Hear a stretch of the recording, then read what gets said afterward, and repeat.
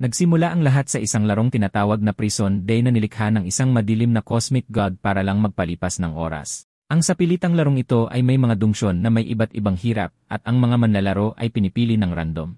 Gayunpaman, kung mabigo ka sa paglalakbay na ito, permanenteng kang makukulong sa loob ng laro nang walang pagkakataong makatakas. Dahil dito, naniwala ang lahat na kaya nilang talunin ang boss, makakuha ng S-rank card, at maging isang panalo. Ngunit sa gitna ng lahat ng pagkawasak na ito, ang nag-iisang nakaligtas sa malupit na larong ito ay isang tao lamang.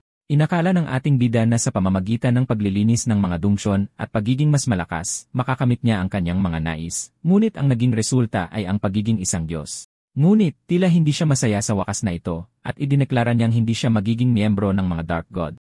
Isang nilalang ang nagsabi kay Tokuya na sumali upang magkaroon ng buhay na walang hanggan at kapangyarihan ng isang Diyos para mamuno sila ng magkasama. Tinatanong ng madilim na nilalang kung tunay niyang tatalikuran ang kanyang kwalifikasyon na maging isang Diyos. Kinumpirma ni Tokuya, habang nalulungkot na kahit ginawa na niya ang lahat ng tamang pagpili, na wala pa rin sa kanya ang kanyang ina, mga kaibigan, at ang kanyang kasintahan.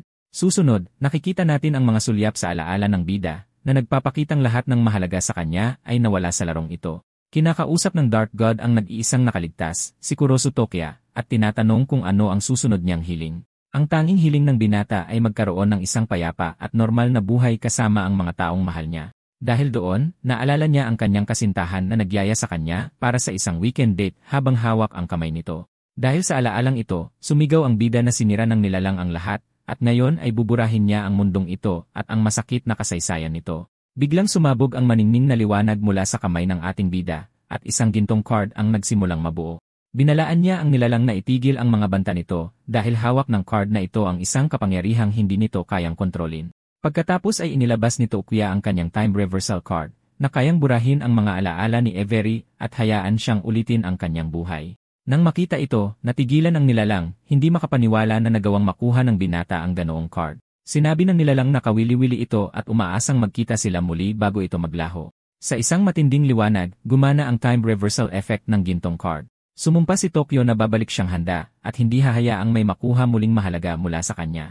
Biglang bumukas ang mga mata ng bida na nagpapakitang gumana ang epekto. Nagising siya sa isang kama sa ospital, lubos na nalilito at walang alam sa kanyang paligid. Habang tumitingin sa paligid na may litong ekspresyon, sinusubukan ng binata na iproseso ang nangyari. Tinitigan ng bida ang kanyang mga kamay at sa wakas ay napagtanto niyang matagumpay siyang nakabalik sa nakaraan. Tiningnan niya ang buong kwarto at nagtaka kung nasa Midorasaki City Hospital ba talaga siya. Sakto namang pumasok ang kanyang ina sa kwarto at nag-aalalang nagtanong kung nanaginip na naman ba siya ng masama. May banayad na ngiti, lumapit siya at inalo ito, sinabing nandyan lang siya at hindi niya kailangang mag-alala. Nang makita ang kanyang ina na buhay at maayos sa kanyang harapan, lubos na nagulat si Tokyo at marahang tinawag ang pangalan nito. Naalala niya na sa nakaraang timeline, ang kamalayan ng kanyang ina ay nakulong sa laro na nag-iwan sa kanya sa isang vegetative state. Dala ng matinding damdamin, mahigpit na niyakap ng binata ang kanyang ina, sinasabi kung gaano niya ito na-miss. Nalito sa reaksyon ng kanyang anak, tinanong niya kung lumala ba ang kanyang kondisyon. Nalaman natin na si Kurosu Tokyo ay naospital mula pagkabata dahil sa matinding dissociative disorder.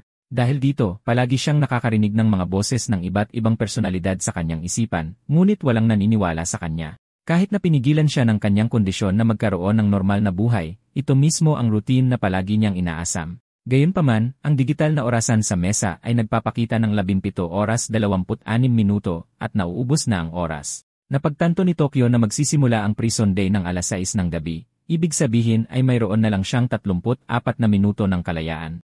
Ililipat ang kanyang kamalayan, at kung matalo siya sa laro, ang kanyang katawan sa totoong mundo ay mahuhulog sa isang permanenteng koma. Dahil alam niyang nagsisimula ang mga baguhan sa mga A-rank na dungsyon, dali-dali niyang isinulat ang bawat estratehiyang naalala niya. Dahil alam niyang simple lang ang mga dungsyon, kung alam mo ang mga patakaran, idineklara niyang tatapusin niya ang pagsusulat ng lahat sa loob lamang ng 10 minuto. Kailangang magsulat ni Tokuya sa paraang maiintindihan ng kanyang ina upang mapalakas ang tsansa nito at para na rin matulungan ang kanyang kaibigang si Kita. Pinayuhan siya ng kanyang ina na huwag masyadong magpagod at sinabing lalabas lang siya para itapon ang basura. Habang pinapanood siyang umalis, napagtanto niya na hindi tulad ng kanyang ama, hindi siya iniwan ng kanyang ina kahit minsan.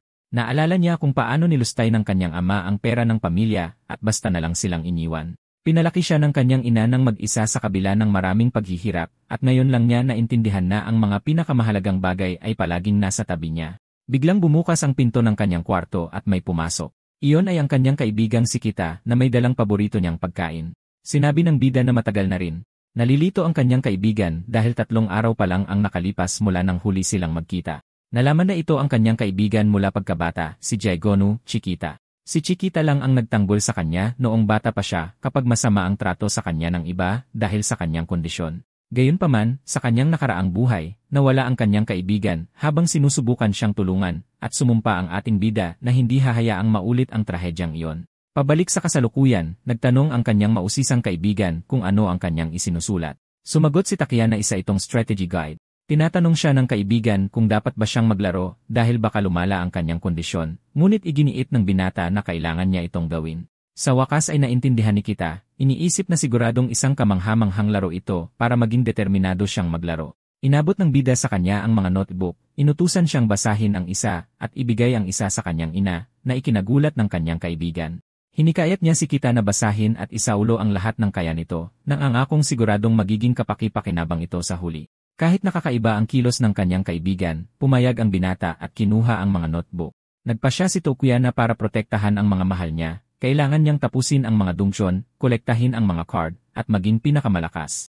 Ipinaliwanag ng tagapagsalaysay na ang pagtalo sa mga halimaw ay nagbibigay ng mga card ng iba't ibang uri tulad ng mga sandata, item, at skill na nagbibigay ng kapangyarihan. Mayroon lamang 15 rank card na may mga ganap na epekto na kahit ang mga Dark God ay hindi kayang pakialaman, isa na rito ang Time Reversal card. Determinado, sinabi ni Tokyo na ang mga rank card ang magiging alas niya at kokolektahin niya ang lahat ng ito para talunin ang mga Dark God. Malapit na mag-alas 6 ang orasan sa mesa, malapit nang magsimula ang laro. Sa pagsulyap sa orasan at sa isang litrato sa mesa, alam ng bida na malapit nang magsimula ang Prison Day. Makikita sa larawan na masaya siya kasama ang kanyang ina at si Kida. Ngunit ang payapang buhay na ito ay magtatapos sa loob lamang ng 1 minuto. Pagkatapos ay lumitaw ang isang system notification, binabati siya sa pagkapili bilang isang manlalaro sa unang grupo. Ang larawan sa mesa ay nagsimulang mag-glitch na may mga digital artifact na lumalabas sa larawan ng pamilya. Sa sandaling iyon, nagsimulang mag-digitize ang katawan ng ating bida habang ang kanyang kaluluwa ay inililipat sa laro. Pagkatapos ay sinimulan ng system ang proseso ng pag-import ng kanyang mga alaala sa laro sa kanyang isipan. Ngayong nasa digital space na, sumumpa si Tokuya na sa pagkakataong ito ay poprotektahan niya ang kanyang mga mahal sa buhay at magiging pinakamalakas muli. May galit na tingin, nangako siyang tatalunin ang hangal na Diyos na naglalaro sa kanilang mundo. Isang welcome screen para sa Prison Day ang lumitaw, na binabati ang mga manlalaro ng isang masayang laro. Niloload ng system ang player data para kay Kurosu Tokyo at ginagawa ang unang i-class donjon, ang Office of Demise. Susunod, sinusubukan ng system na burahin ang kanyang mga alaala sa totoong mundo, ngunit paulit-ulit itong nabibigo. Sa pagkumpleto ng boss generation, napagtanto ng binata na lahat ay kapareho ng kanyang nakaraang buhay. Nahanap niya ang kanyang sarili sa isang dungeon na kamukhang-kamukha ng isang opisina sa totoong mundo. Alam ng bida na nabubura ang mga alaala ng ilang manlalaro, ngunit sa hindi malamang dahilan, nananatiling buo ang sa kanya. Dahil alam na niya ang mangyayari, inihanda niya ang kanyang sarili para sa pambungad na i-class dungeon. Ang pangalan ng dungeon ay Office of Demise, at maraming tao ang nasa kanilang mga desk, walang kamalay-malay sa panganib. Para malampasan ang mababang antas na dungeon na ito, kailangang talunin ang 3 boss, bawat isa ay may iba't ibang kakayahan. Nang walang sinasayang na segundo, inutusan ng bida ang system na buksan ang kanyang status panel, at isang asul na screen ang lumitaw. Dahil doon, bumukas ang status panel ni Kurosu Tokyo, na nagpapakita ng kanyang impormasyon bilang manlalaro. Napansin niyang na-reset na ang lahat. Halos imposible na talunin ang 3 boss ngayon, kaya ang kanyang prioridad ay itaas ang kanyang mga kasanayan. Nagtataka ang binata tungkol sa hindi matukoy na biyaya at kung konektado ba ito sa kanyang mga alaala mula sa nakaraang buhay. Kahit na ano pa, kailangan niya ng skill card para talunin ang entablado, isang boss, at nag-isip siya ng susunod niyang galaw. Biglang may naisip na ideya ang bida habang may naalala siyang mahalaga tungkol sa dungeon na ito. Naalala niya ang isang nakatagong side quest. Kung makakakuha siya ng skill card doon, hindi magiging ganoon kahirap ang tagumpay. 10 minuto na lang bago magsimula ang pangunahing misyon, tumayo si Tokiya, determinado, alam na may oras pa para kumilos. Habang nagmamadali sa opisina, naalala niya ang boses na naririnig niya mula pagkabata, napansin na mas malinaw ito pagkatapos niyang muling isilang. Nagsalita ang mga boses tungkol sa pagliligtas sa Earth, iginigiit na para manalo, kailangan nilang pagsamahin ang kanilang kapangyarihan sa kanya para talunin ang Dark God. Nalilito dito, nagtataka siya kung makakakuha ba siya ng kapangyarihang hiwalay sa mga rank card. Pagkatapos ay huminto siya sa harap ng pinto ng banyo ng mga lalaki, ang kanyang destinasyon. Nagpasya siyang alamin ang misteryo ng mga boses mamaya, pumasok siya sa banyo, nakatuon sa side quest. Pagdating niya, kinumpirma niyang ito ang lugar at ang una niyang gawain ay buksan ang bowl ng kayamanan. Isang system notification ang nagsabi sa kanya na nakarating na siya sa nakatagong lokasyon at magsisimula na ang side quest. Isang asul na screen ang nagpapakita ng pangalan ng misyon, ang lihim na nakatago sa banyo ng mga lalaki. Walang sinayang na oras, sinipa ng bida ang pinto ng isang cubicle ng malakas, sumisigaw na tatapusin niya ito sa pinakamabilis na paraan. Sa loob ng cubicle, isang maliit na asul na nilalang na may sungay ang nagulat sa biglaang pagpasok. Kinilala ng system ang nilalang bilang ang duwag na ogre, isang urban legend na nakapatong sa ibabaw ng bowl. Sinubukan ng maliit na halimaw na magmukhang mabangis, nagpapalaki ng katawan at umuungol ng malakas para takutin ang binata. Ngunit may nagliliwanag na pulang mata, sinigawan ni Takiya ang ogre na umalis sa daan kundi. Ang maliit na halimaw ay umurong sa takot dahil sa banta ng bida, na parang iyak na. Sa isang nakakatakot na sigaw, ang maliit na asul na nilalang ay nagkandara pa at lumayo sa binata.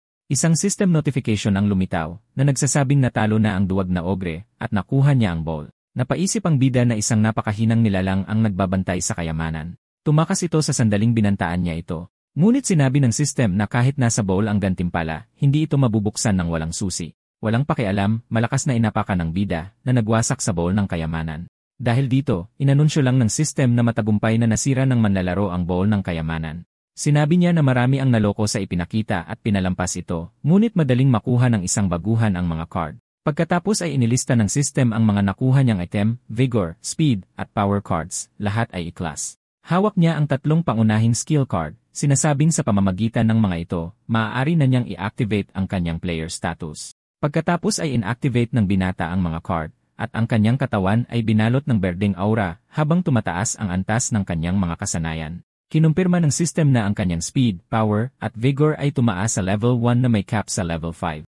May tiwalang ngiti, sinabi niyang maliit lang ang epekto pero malinaw, at ngayon ay kaya na niyang harapin ang tatlong boss. Nag-update ang kanyang status panel na nagpapakita ng ayon ng kanyang mga pangunahing kasanayan sa level 1 kasama ang hindi matukoy na biyaya. Ang pag-activate ng panel gamit ang mga card ay ginagawa siyang isang formal na manlalaro. Kahit sa level 1, mas malakas pa siya sa isang normal na tao. Para subukan ang kanyang bagong lakas, sinuntok ng bida ang pader ng banyo na nabitak dahil sa impact. Ang salamin ay nabasag din sa maraming piraso, hindi nakayanan ang lakas ng suntok. Iniisip niya na sa mga stat na ito at sa kanyang karanasan sa nakaraang buhay, madali niyang malalampasan ang dungsyon na ito.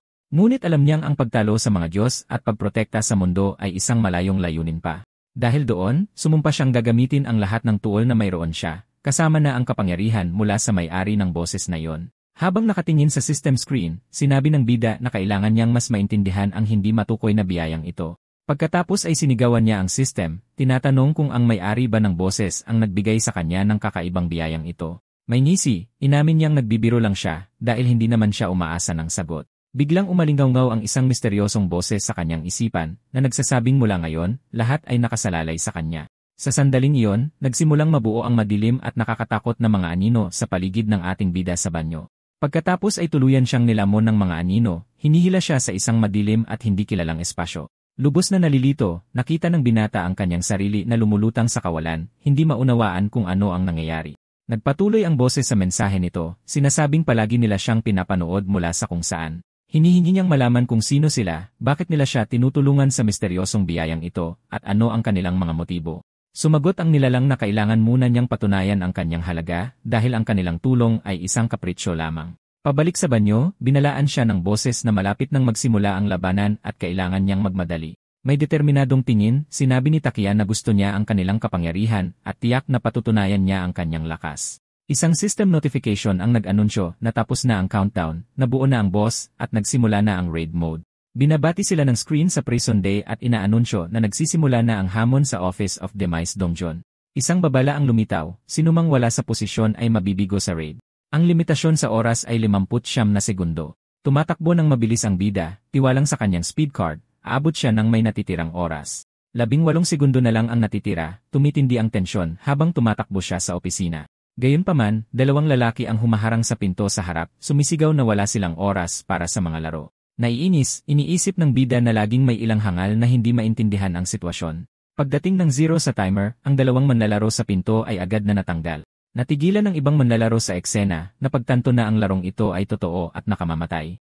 Kalmado lang na nanonood si Takiya, sinasabing kung lalabagin mo ang mga patakaran dito, tapos ka na. Biglang nagsimulang magsara ang isang pulang digital na gate, at lahat ay nagpanik, hindi alam ang gagawin. Isang babala ang kumislap, malapit nang lumitaw ang boss, at magsisimula na ang labanan laban sa mga A-rank na halimaw. Sa gitna ng kaguluhan, lumitaw sa kanilang harapan ang mga anino ng unang boss at mga alagad nito.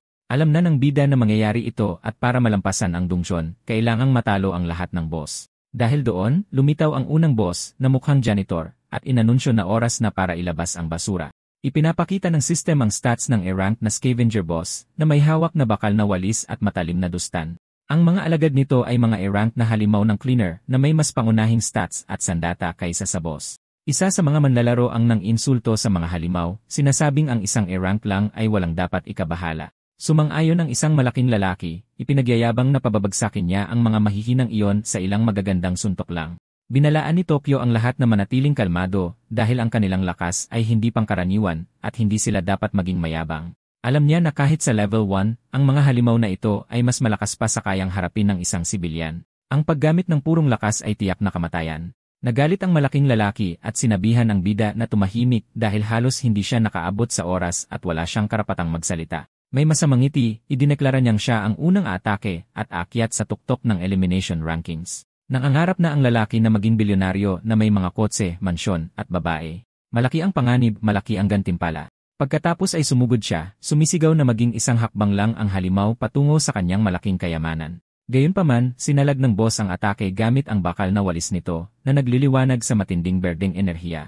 Tumilapon ang mayabang na lalaki, bumagsak ng malakas sa sahig, at natakot ang ibang manlalaro. Pagkatapos ay inanunsyo ng boss na nagsimula na ang cleaning shift at sumugod ang mga alagad nito sa mga takot na manlalaro. Tumawa ang boss, idineklara na lahat ng basura dito ay kailangang isanitize habang sumisigaw ng tulong ang mga manlalaro. Ngunit sa gitna ng kaguluhang ito, nananatiling kalmado ang ating bida, naghahanda na kumilos. Sumugod siya sa isa sa mga halimaw, nagpakawala ng isang malakas na suntok na nagpatilapon dito ng may puwersa. Sa pagtama, bumagsak ang alagad sa sahig at natunaw sa berdeng liwanag na senyales ng pagkatalo nito. Sinabi ng binata na para malampasan ang laro, dapat talunin ang boss. Kailangan niyang lumakas at makuha ang isang rank card.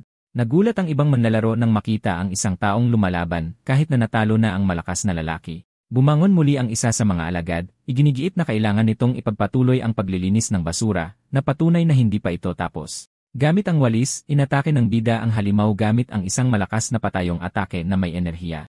Natunaw ang alagad sa mga particle ng liwanag, at isang pulang card ang lumitaw sa lugar nito bilang gantimpala. Ipinaliwanag niya na lumalabas lang ang reward notification kung ikaw ang nakakuha ng huling tama, kung hindi, kailangan mong tapusin ang laban. Natulala ang mga manlalaro, nagtataka kung sino siya dahil halatang mas malakas siya kaysa sa maskuladong lalaki kanina. Napaisip ang binata na kahit sa mababang antas, ang pagtalo sa mga halimaw na ito ay maaaring magbigay ng isa sa tatlong card. Walang pag-aalinlangan, nagpa siya ang bida na i-activate ang power card na kakakuha lang niya sa laban. Kinumpirma ng system na tumaas ang kanyang kapangyarihan mula level 1 patungong level 2 sa pag-activate ng card. Pagkatapos, lumitaw ang isa pang alagad ng boss, handang atakihin ang ating bida gamit ang bakal nitong walis. Alam niya na pagkatapos magising, kahit isang level na pagkakaiba ay sapat na para talunin ang isang kalaban. Sumugod ang halimaw gamit ang walis nito, sinusubukang tamaan ang ating bida. Ngunit may ngisi, idineklara ng bida na hindi man lang karapat-dapat ang halimaw sa kanyang mahalagang oras. Sa isang mabilis at tiyak na atake, tinalo niya ang alagad na naglaho sa liwanag sa kanyang harapan. Nakakuha siya ng isa pang power card na nagpataas sa kanyang power level sa 3 at lalo pa siyang pinalakas. Biglang naramdaman ng binata ang isang atake mula sa likuran at umikot para ipagtanggol ang kanyang sarili. Sa isang mabilis at tiyak na galaw, ginamit niya ang kanyang bakal na walis para kontrahin ang atake at talunin ang nilalang. Pagkatapos ay sinabi ni Tokuya na may pagmamataas na hindi gumagana sa kanya ang mga patraidor na atake. Kinumpirma ng isang system notification na natalo niya ang isa pang cleaner at nakakuha ng isang A-rank speed card. Ngumiti siya, hawak ang bagong berdeng card, sinasabing ang bilis ay isa pang mahalagang katangian para sa tabumpay. Ang boss at ang kanyang mga natitirang alagad ay lumingon sa binata, tinawag siyang marumi, kasuklam-suklam na basura.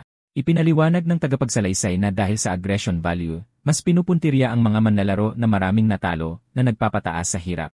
Alam ng bida na pinapalakas ng skill ng boss ang kapangyarihan nito, kaya kailangan niyang lumaban ng mag-isa at isa-isahin silang talunin. Dahil doon, sumugod ang boss at ang huling dalawang alagad nito sa ating bida gamit ang lahat ng kanilang lakas. Sumigaw si Tokuya sa ibang manlalaro, sinasabihan silang maghagis ng mga bagay sa mga halimaw para bigyan siya ng oras para sa isang ganting salakay. Iniisip niya na kung may sinuman ditong may potensyal, matutulungan niya silang tapusin ang dungsyon para mas maraming tao ang makaligtas. Gayunpaman, takot na takot ang ibang mga manlalaro, sinasabing matatanggal sila kapag inatake nila ang mga halimaw. Nang makita ang kanilang kaduwagan, napagtanto ng bida na kailangan niyang gumawa ng sarili niyang pagkakataon. Sumugod ang boss, nakataas ang walis, sumisigaw ng basura habang naghahandang umatake. Ngunit naghagis ang binata ng keyboard sa halimaw, na sumangga sa atake at lumikha ng maliit na pagkakataon. Nagulat ang ibang mga manlalaro sa kanyang ginawa, at napasabi ang bida ng nang makitang gumana ito. Sumigaw ang isa sa mga manlalaro sa iba na lumalaban ang binata para sa kanila at kailangan nilang tumulong. Ngunit pinigilan siya ng lalaking nakasuit, sumisigaw na ang mga normal na taong tulad nila ay hindi kayang lumaban sa mga halimaw. Nagalit ang boss sa mga manlalaro, idinedeklarang lilinisin nito ang lahat ng tumpok ng basura. Dahil doon, sumugod ang halimaw patungo sa ibang manlalaro na nagsisigawan sa takot sa paglapit nito. Isang manlalaro ang sumigaw sa desperasyon, nagmamakaawang may gumawa ng isang bagay habang papalapit ang halimaw. Ngunit mabilis na kumilos si Tokuya, pinabagsak ang dalawang natitirang alipors ng sabay at iniligtas ang binata. May kumpiyansang iniisip niya na sa kasalukuyan niyang stats, kaya niyang tapusin ito sa isang segundo. Ang boss na lang ang natitira. Ginantimpalaan siya ng system ng isa pang speed card at isang power card para sa pagtalo sa mga alipors. Pagkatapos ay bumaling ang boss sa isa pang manlalaro, sumisigaw na kailangan nitong linisin ang basura habang nagmamakaawa ang lalaki para sa tulong. Pagkatapos, lumitaw ang bida sa likod ng halimaw at malamig na sinabing ang nag-iisang basura dito ay siya. Sa isang tumpak at malakas na suntok, tinapos niya ang boss na bumagsak ng walang pagkakataong gumanti. Binabati ng sistem ang manlalarong si Kurosu Tokuya sa matagumpay na pagtalo sa boss ng unang yugto. Dahil dito, nabuksan ang ranggo ng kontribusyon at ginawaran ang binata ng mga premyo para sa pagtalo sa boss. Sa 700 puntos, nakuha niya ang unang pwesto at nalaman na natanggap ng mga nangunguna ang numero 1 na rank card. Naisip niya na hindi niya nakuha ang card na ito sa kanyang nakaraang buhay at nagtaka sa kapangyarihan nito. Napansin niyang hindi pa nakakatalo ng kahit anong halimaw ang ibang manlalaro, ngunit alam niyang magiging isang hamon ang pananatili sa tuktok. Ipinaliwanag na kasama sa ranggo ang bawat manlalarong inimbitahan sa unang dungsyon sa buong mundo. Ang pagdating ng Prison Day ay nangyari ng sabay-sabay sa buong mundo, na nakaapekto sa hindi mabilang na mga tao ng sabay-sabay. Naalala niya na sa kanyang nakaraang buhay, maraming makapangyarihang individual na may natatangi at hindi kapani-paniwalang mga kakayahan. Dahil nagbabago ang mga gantimpala at ranggo sa bawat dungsyon, dapat niyang laging tapusin ang mga ito nang may perpektong score. Ngayong mas malakas kaysa dati, nanumpa siyang tatalunin ang Dark God, at para magawa iyon, kailangan niya ang numero 1 card. Pagkatapos ay ipinakita ng system ang kanyang mga gantimpala, 2 Vigor card at 2 espesyal na card, Purity at Iron Seed. Nagulat siya sa Iron Seed, sinasabing sinuwerte siya dahil makakalikha ito ng sandata batay sa kanyang aura. Ang Iron Seed card ay lumilikha ng isang nakalaang bakal na sandata at nag-aalok ng pagkakataong makakuha ng isang espesyal. Sa tingin niya ang pinakamahusay na posibleng sandata ay isang espada o isang katana at umaasa siya sa magandang kapalaran. Pagkatapos ay bumaling ang bida sa lalaking may salamin na tumulong sa kanya kanina na ikinagulat nito. Napansin ni Tokuya na tinulungan siya ng lalaki sa isang mapanganib na sitwasyon, isang katangiang kailangan para sa isang mahusay na manlalaro. Nagpasalamat ang bida sa kanya sa pag-distract sa boss, ngunit mapagkumbabang sinabi ng lalaki na sinusubukan niya lang iligtas ang kanyang sarili. Dahil dito, inalok niya ang lalaki ng ilang card, ipinapaliwanag na kaya nitong gisingin ang kanyang kapangyarihan at tulungan siya. Ngunit nailang ang lalaking may salamin at tumanggi, iginigiit na ang bida ang dapat gumamit ng mga ito. Iginigiit ni Tokuya, sinasabihan siyang huwag mahiya dahil tumulong siya at karapat-dapat sa gantimpala. Pagkatapos ay ipinakita niya kung paano gamitin ang mga card. Iniisip na kailangan niyang palakasin ang sarili niyang mga katangian para sa ikalawang yugto. Nang hindi nagsasayang ng isa pang sandali, ginamit ng ating bida ang sarili niyang mga card para maghanda sa susunod na hamon. Tumaas ang kanyang power at speed stat sa level 4, at sa wakas ay naintindihan na ng lalaking may salamin ang proseso. Pagkatapos ay ginamit ni Adachi ang kanyang mga card at naramdaman niyang gumaan ang kanyang katawan, naranasan ang pag-level up sa unang pagkakataon.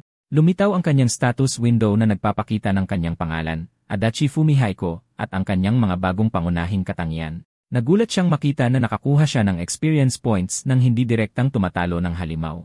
Ipinaliwanag ni Tokuya na ang simpleng pag-ambag sa isang laban ay nagbibigay ng karanasan, at ang pag-level up ay nagpapataas din ng mga katangian. Pagkatapos ay tinanong ni Adachi ang level ng ating bida, at sumagot siyang nasa level 4 na siya, na ikinagulat ng lalaki. Susunod, nakikita natin ang na-update na status panel ni Tokuya, na nagpapakitang naabot na niya ang level 4 sa lahat. Pagkatapos ay kinuha niya ang Iron Seed na sabik na makita kung anong sandata ang lilikhain ng kanyang aura. Nagsimulang magbago ang binhi sa kanyang kamay, naglalabas ng matindi at malakas na asul na enerhiya. Ang espada ay isang growth type na sandata na sumisipsip ng gi ng kalaban at nagkakaroon ng bagong skill kada isa 0 level. Nang may ngiti, sinabi niyang hindi ito masama, at dahil isa itong rare na sandata, kaya nitong tapatan ang isang C-rank. Natulala si Adachi, sinasabing lampas pa ito sa kamangha-mangha at inaasahan mula sa taong tumalo sa halimaw. Iniisip ng bida na ang bagong sandata ay malayo sa ginamit niya sa kanyang nakaraang buhay, ngunit inaaming may potensyal ito. Isang system notification ang bumabati sa lahat para sa matagumpay na paglilinis ng unang yugto ng Dongtion. Agad-agad, inihayag ang ikalawang yugto, at lahat ng manlalaro ay dapat magpatuloy sa refectory ng boss. Napagtanto ng binata na lahat ay nangyayari eksakto tulad ng sa kanyang nakaraang buhay na nagpakalma sa kanyang nerbiyos. Pagkatapos ay inanyayahan niya si Adachi na sumama sa kanya at tinanggap ito ng lalaking may salamin ng walang pag-aalinlangan. Ipinaliwanag ni Tokuya na gusto niya ng isang matalinong kasama para sa hinaharap at si Adachi ay isang mahusay na pagpipilian. Tuwang-tuwa sa pagkakataon, tinanggap ng lalaki at hinimok sila ng bida na magtungo sa susunod na lokasyon. Pagkatapos ay nagsimulang magmakaawa ang ibang mga manlalaro na isama sila, nang angako ng mga gantimpala at pabor. Nangatuwiran ang isang manlalaro na kung napakagaling niya, dapat siyang tumulong sa iba at isama ang lahat. Habang ang kanyang mga mata ay nagniningning na pula sa galit, nagbanta ang bida na dudurugin ang lalaki kung hindi ito aalis. Lubos na natakot ang mga manlalaro sa banta at sa nakakatakot na aura ng ating bida. Nang walang inik, nilagpasan niya at ni Adachi ang ibang mga manlalaro na naghiwalay ng daan sa takot.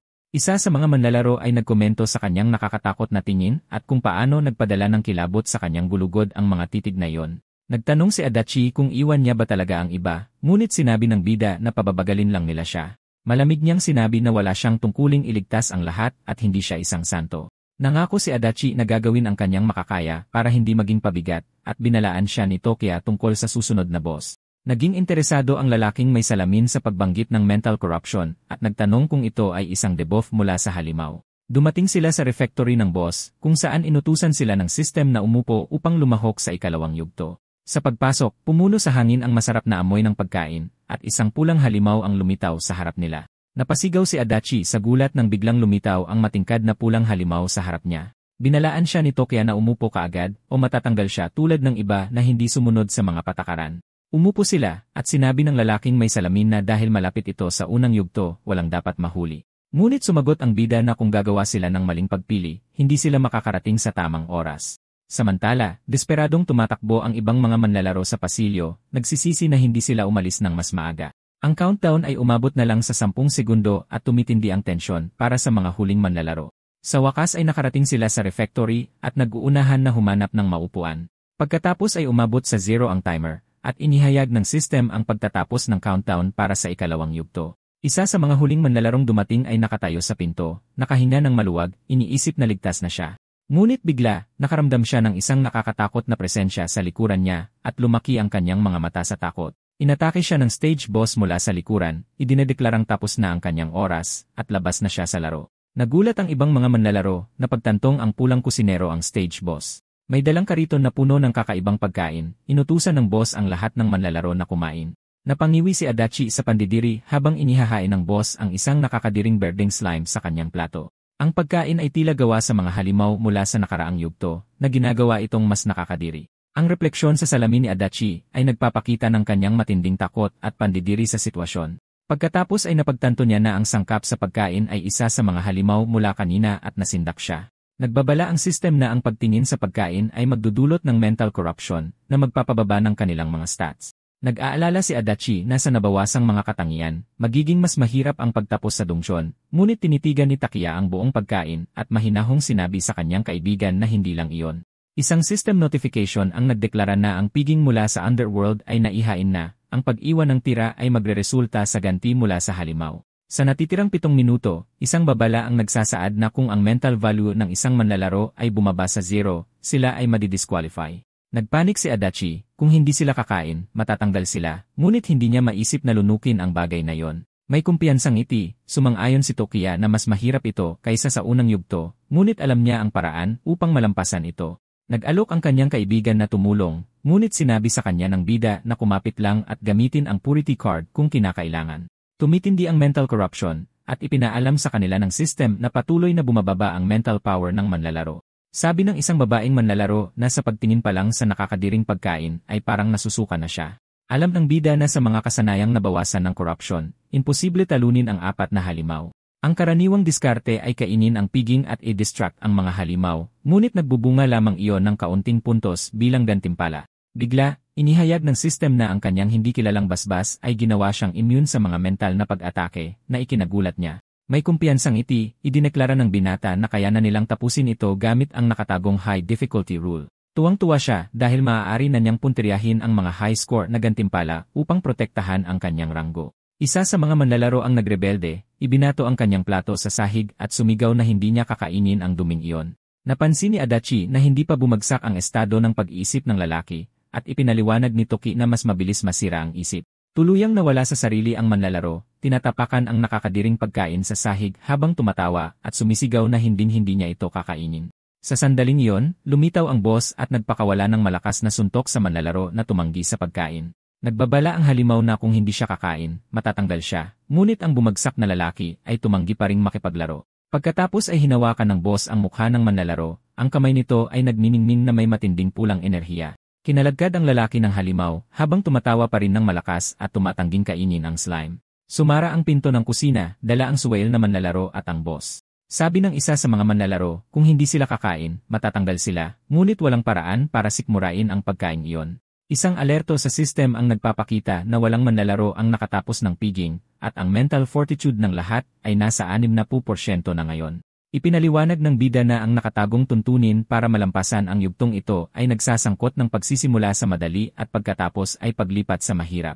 Pagkatapos ay tumayo siya at ibinato ang kanyang plato sa sahig, sumisigaw na imposible kainin ang bagay na yon. Ang unang kondisyon ay makuha ang atensyon ng halimaw upang ilipat ang laro sa hard mode, nakakagawa niya lang. Nagbabala ang system na ang Cook Monster ay nakatutok sa kanya bilang target na nagpapataas ng kanyang panganib na matanggal sa 80%. Lumitaw ang boss sa likuran niya, nagbabantang ilagay ang kanyang utak sa kawali at lutuin ito. Ang ikalawang kondisyon ay talunin ang isang kaaway upang ituon ang galit ng ibang halimaw sa kanya, at iyon ang kanyang susunod na hakbang. Habang hawak ang kanyang espada, sumugod siya sa isa sa mga halimaw, inaatake ito ng mabilis at tumpak na hiwa. Sinundan niya ito ng isang paikot na atake, tinatalo ang halimaw sa isang tiyak na hampas. Isang abiso ang nagkumpirma na natalo na ang Maliseprite, na nagbigay sa kanya ng gantimpalang 2 power card at isang vigor card. Dahil doon, opisyal na nagsimula ang ikalawang yugto, at ang kanyang power stat ay na-update sa level 5. Dahil natalo ang isang kaaway, ang agro ng 3 iba pa ay sumirit sa 100% na nag-activate ng hard mode. Ito ang nakatagong high difficulty rule, first strike, na nagiging sanhi ng pagtuon ng lahat ng halimaw sa kanya. Ang 3 natitirang halimaw ay pumasok sa isang rage mode, ang kanilang mga mata ay nagniningning na pula, handang umatake. Sa pagpapabagsak sa isa, matagumpay niyang nakuha ang atensyon ng iba, pinoprotektahan ang ibang mga manlalaro. Alam niya na sa lahat ng agro na nakatuon sa kanya, mas mataas ang tsansang matanggal, kaya dapat siyang mag-ingat. Kaya naman, kailangan niyang panatilihin ang distansya, at i-conserve ang kanyang lakas para sa huling laban sa boss. Bilang nag-iisang target, hindi siya maaaring gumamit ng mga distraction, at dapat lumaban gamit ang lahat ng mayroon siya. Pinagbantaan siya ng isa sa mga halimaw, sinasabing hindi siya makakatakas at gagawing tadtad na karne. Sumugod ang berdugo gamit ang cleaver nito, ngunit sinalag ng bida ang hampas gamit ang kanyang bagong asul na espada. Nagngangalit ang kanyang mga ngipin, nagawa niyang pigilan ang atake ng halimaw, na tila nagulat sa kanyang lakas. Hindi makapaniwala ang halimaw na napahinto ng binata ang talim nito, at naghahandang gumamit ng bagong teknik. Ginamit nito ang kanyang instant knife handling skill, nagpapakawala ng sunod-sunod na atake sa bida. Ngunit may ngisi, iniisip ng bida, huli ka, dahil nakagawa na siya ng plano para manalo. Alam niyang kulang siya ng sapat na card at kailangang talunin ang mga alipores para ma-unlock ang kakayahan ng kanyang espada. Dahil dito, umiwas siya sa mga atake at sinimulang kontrahin ang mga halimaw ng mabilis at tiyak na mga hampas. Tinukso siya ng halimaw, tinatanong kung kaya niyang sabayan ang bilis nito, ipinagmamalaking ito ang pinakamabilis sa mga kusinero. Idineklara nito na matatalo ang binata at kinuwestiyon kung kaya ng kanyang mga kaalyado na talunin ang isang isinumpang espada tulad ng sa kanya. Patuloy na lumaban ng mahusay ang bida, nagpapatama ng ilang beses sa lahat ng 3 halimaw ng sabay-sabay. Nagsimulang magniningning ang kanyang espada habang matagumpay niyang hinaharangan ang isa sa mga atake ng halimaw. Sumigaw ang isa sa mga nilalang sa gulat ng isang projectile ang bumaril mula sa espada ng ating bida. Nagtataka ang halimaw kung paano magkapareho ang kanilang mga kasanayan at kung paano ito naging hindi patas. Nabuksan ang eksklusibong kasanayan ng espada na nagpapahintulot sa kanya na gamitin ang malakas na time splitter cut. Pagkatapos ay napagtanto ng halimaw na ang mga atake ng binata ay nag-charge ng kanyang mga skill points. Sa desperasyon, sumigaw ito sa iba na tumakbo na pagtantong lahat ay isang planadong bitag. Ngunit may masamang ngiti, sinabi ng bida na huli na ang lahat at ginamit ang kanyang bagong kasanayan. Sa isang malakas na hiwa ng pulang enerhiya, tinamaan niya ang lahat ng tatlong halimaw ng sabay-sabay. Kinumpirma ng system na natalo na ang butcher, ang gastronome, at ang chopper. Nang masiguro ang tagumpay, sinabi niya na ang pinakahalatang mga bitag ay kadalasang pinakatotoo at kinolekta ang kanyang mga gantimpala. Nakahinga ng maluwag si Adachi, sinasabing pinagpapawisan ang kanyang mga kamay ngunit perpektong kinakalkula ng bida ang lahat. Isang babala mula sa system ang nagsasabing na-activate na ang nakatagong panuntunan. Galit na ngayon ang stage boss, pinalalakas ang mga kakayahan nito. Nagpanik si Adachi, nakikitang tumaas ang mga kakayahan ng boss dahil sa nakatagong panuntunan.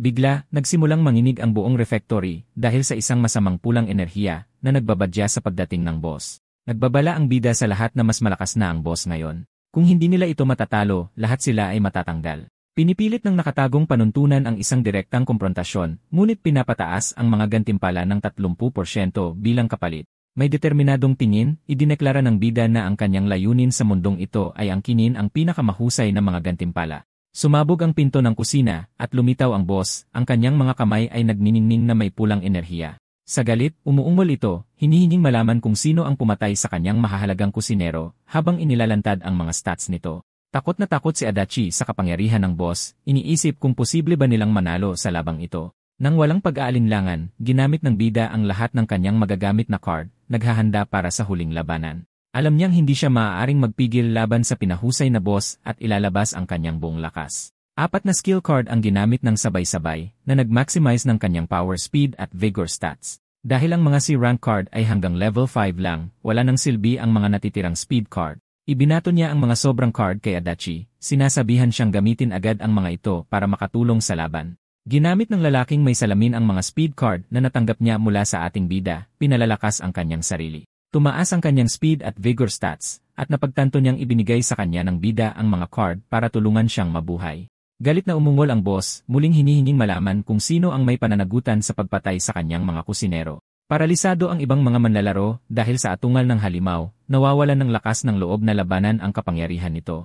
Ngunit napagtanto ni Adachi na hindi siya nakakaramdam ng takot, pinoprotektahan siya ng kapangyarihan ng card mula sa atungal ng boss. Pinagbantaan ng boss ang mga manlalaro, sinasabing dudurugin nito ang kanilang mga ulo kung hindi nila isisiwalat kung sino ang pumatay sa kanyang mga kusinero. Bigla, may isang bagay na humiwa sa hangin sa matulin na bilis patungo sa halimaw, habang ito ay malapit ng umatake. Iyon ay ang bida na lumitaw at hinarangan ang atake ng boss gamit ang kanyang espada, iniligtas ang iba. Nagulat ang halimaw na ang atake nito ay napahinto ng isang ordinaryong manlalaro at tinitigan siya ng may galit. Pagkatapos ay inako nito kuya ang sisi, buong tapang na sinabing siya ang nag-alis sa mga kusinero. Nanumpa ang boss na pagbabayarin siya sa pinakakakilakilabot na paraan na posible, sinasabing kukunin nito ang kanyang utak pagkatapos ng iba. Ngunit pinutol ito ng bida na may ngisi, sumasagot na puputulin niya ang leg nito bago pa yon mangyari. Tumawa ang halimaw, hinahamon siyang subukan habang sumusugod ito gamit ang cleaver nito, handa na para sa isang todo-todong pag-atake. Ang impact ng kanilang pagbabanggaan ay lumikha ng isang malakas na shockwave na nagpabitak sa sahig ng refectory. Sumigaw si Adachi sa pangalan ng bida sa pag-aalala nang makita siyang tumalsik dahil sa sobrang lakas ng boss. Ngunit bumangon ang binata, sinisigurado sa kanyang nag-aalalang kaibigan na ayos lang siya. Napaisip siya na matagal na mula nang may tumawag sa kanya sa ganoong paraan, at ang kanyang isip ay lumipad sa nakaraan. Sa kanyang nakaraang buhay, tinawag siya ng kanyang mga kaibigan sa pangalang iyon, ngunit lahat sila ay nawala sa paglalakbay. Pagkatapos ay naalala niya ng may kalungkutan kung paano bumagsak ang kanyang mga kasama, iniwan siyang nag-iisa. May malungkot na ekspresyon, nagtataka siya kung bakit siya lang ang nakaligtas sa gitna ng napakaraming trahedya. Sumugod muli ang boss, sumisigaw na hihiwain niya ito ng pira-piraso at naghahanda para sa isa pang malakas na atake. Iniisip ng bida na hindi niya ito naintindihan noon, ngunit ngayon alam na niya ang dapat gawin. Hinarap niya ang halimaw ng may determinasyon, sumisigaw na maghanda ito para sa katapusan na may nakamamatay na tingin. Muling nagbanggaan ang kanilang mga sandata, ang impact ng kanilang laban ay umalingaw sa buong refectory. Nagsimulang magniningning ang espada ng bida ng matinding pulang enerhiya habang inihahanda niya ang kanyang huling atake. Nagulat ang boss sa bilis ng atake ng binata, nagtataka kung nagpipigil ba siya kanina. Gamit ang kanyang time splitter cut ability, nagpakawala ang bida ng sunod-sunod na pulang hiwa. Napagtanto niya na nakaligtas siya sa kanyang nakaraang buhay dahil siya ay matapang at hindi kailanman nag-atubili. Sa isang sigaw ng determinasyon, idineklara niya na higit sa lahat, palagi niyang gustong manalo at maging pinakamahusay. Nanunumpa siyang walang makakapigil sa kanya na makamit ang tagumpay, ngunit hindi lang ito tungkol sa pananalo. Sinabi ng bida na gusto niyang protektahan ang buhay ng lahat at mapanatili ang isang normal at mapayapang mundo. Inanunsyo ng sistem na natalo na ang boss ng ikalawang yugto, at ang gantimpala ay nadagdagan ng 30. Kasama sa kanyang mga gantimpala ang power, vigor, at speed cards kasama ang isang espesyal na memory card. Nakatanggap din siya ng isang sorpresang boss buff na nagpapataas ng isang kakayahan ng 3 antas sa loob ng 10 minuto. Napagtanto ng bida na kung hindi niya na-trigger ang hidden rule, hindi sana siya makakakuha ng dagdag na contribution points. Pagkatapos ay binuksan niya ang ranking screen para tingnan ang kanyang kasalukuyang score at ang estado ng ibang manlalaro. Sa 1,700 puntos, nananatili siya sa unang pwesto at nakikita ang parehong mga nangungunang manlalaro mula sa kanyang nakaraang buhay. Alam niyang lahat sila ay may talento at tiyak na magiging mahahalagang manlalaro sa hinaharap. Hindi sila hahayaan ng mga Dark Gods. Maghahanda sila ng malulupit na entablado kung saan maraming malalakas na manlalaro ang isinakripisyo. Ngunit sa buhay na ito, plano niyang makuha ang rank card na kayang labanan sila at sabik na naghihintay sa kanilang muling pagkikita. Pagkatapos ay tinitigan niya ang mga larawan ng kanyang mga dating karibal, inihahanda ang sarili para sa mga hamon na darating. Isang system notification ang bumabati sa lahat para sa pagkumpleto ng ikalawang yugto at inaanunsyo ang pagsisimula ng huling yugto. Ang natitirang oras ay wala pang 5 minuto at lahat ng manlalaro ay dapat magtungo sa underground lobby. May seryosong ekspresyon, inihahanda ng bida ang kanyang sarili. Ang huli at pinakamapanghamong yugto ay magsisimula na. Pagkatapos ay tinawag niya ang kanyang kaibigang si Adachi, na mabilis na tumugon, handang sumunod sa kanya. Mahiyain na sumusunod si Adachi sa bida, medyo na-intimidate sa kanyang malakas na presensya. Pagkatapos ay nakuha niya ang atensyon ng binata at inalok ito ng tissue na ikinalito ng bida. Iniaabot ng kanyang kaibigan ang tissue, lumalapit para ialok ang maliit na kabutihang loob. Tinanong ni Tokia kung napkin ba yon, at ipinaliwanag ni Adachi na nakita niya ito sa isang mesa at naisip na maaari niyang ipunas sa kanyang mukha. May alanganing ngiti, idinagdag niya na kung mas kapaki-pakinabang siya, mas gagaan ang pasanin ng kanyang bagong kaibigan. Naantig ang bida sa ginawa nito, iniisip na marami talagang mabubuting tao sa mundo. Siniguro niya sa kanya na hindi iyon totoo at malaki ang kanyang naitulong, na ikinatuwa ni Adachi. Bigla, ilang asul na nilalang ang lumitaw sa pasilyo, inaanunsyo na nalampasan na ang 2 naunang yugto. May masamang ngiti, sinabi ng halimaw sa lahat na huwag magpigil at lamunin ang lahat ng nasa kanilang daan. Nagsimula na ang countdown para makarating sa lobby, binibigyan sila ng mahigit 4 na minuto para makarating doon. Tinanong ni Adachi kung ang sikreto sa pagtalo sa boss ay ang kanyang bilis at kung ang pagkakaroon ng mataas na stats ay garantiya ng tagumpay. Ipinaliwanag ng bida na hindi ganoon kasimple dahil nakadepende rin ito sa individual na kasanayan.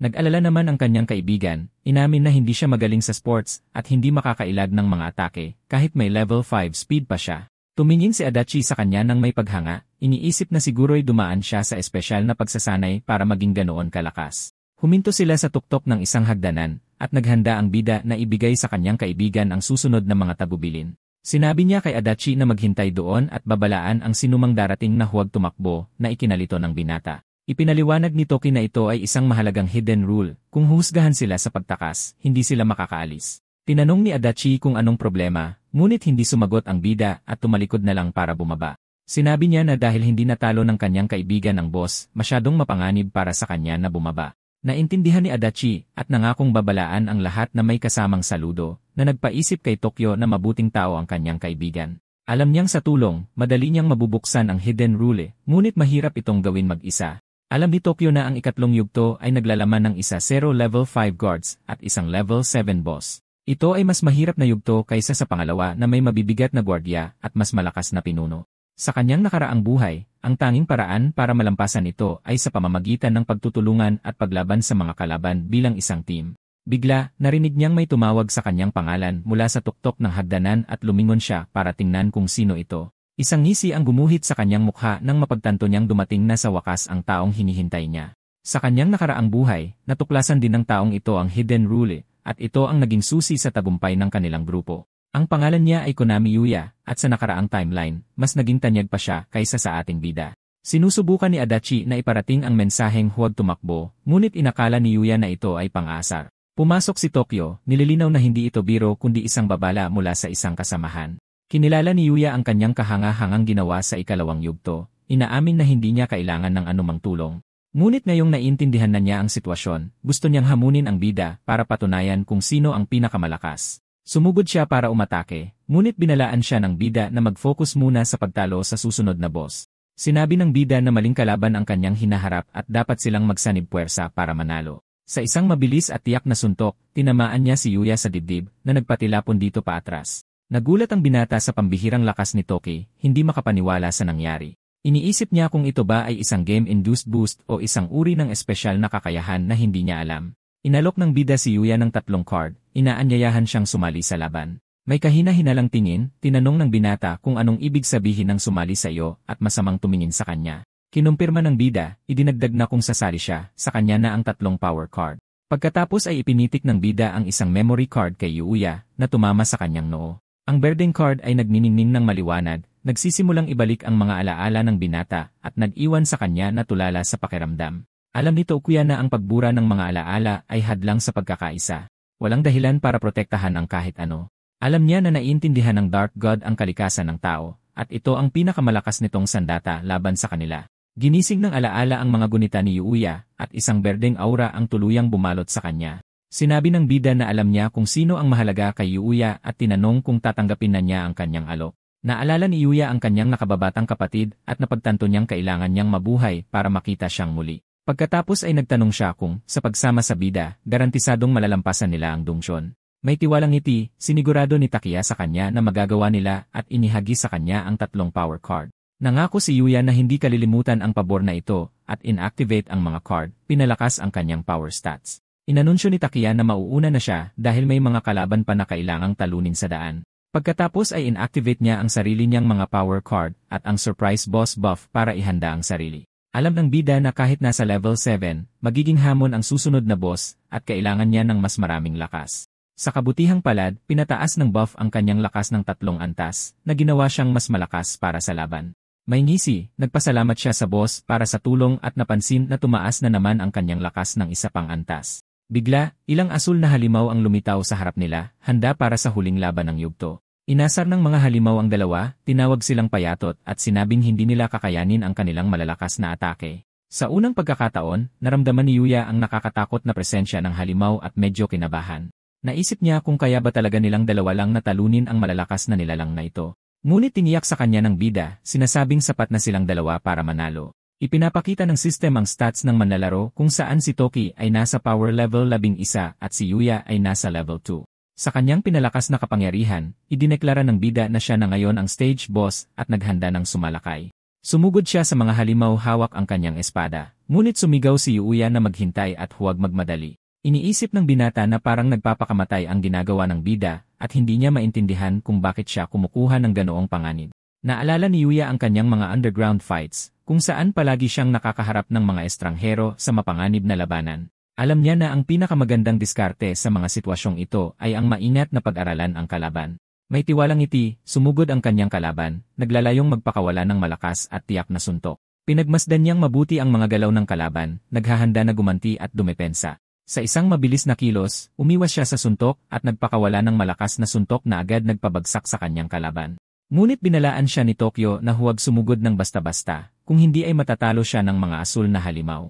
Tinawag siyang mahina ng isa sa mga gwardiya at tinakot siya gamit ang electric baton nito habang ipinapakita ang stats nito. Pagkatapos ay sumugod ang halimaw na may paunang atake, sinusubukang tamaan ang bida gamit ang baton nito. Handa ang kanyang espada, naghanda siyang gumanti, nagpakawala ng malakas at tiyak na atake. Humanga si Yuya sa bilis at lakas ng binata, iniisip kung nagpipigil ba siya kanina. Naramdaman ng gwardiya na may mali sa kanya at inutusan ang iba na gamitin ang kanilang mga kakayahan at sumalakay bilang isang grupo. Sa natitirang 56 na segundo, isang system alert ang nagbabala sa lahat ng manlalaro na pumasok sa underground lobby.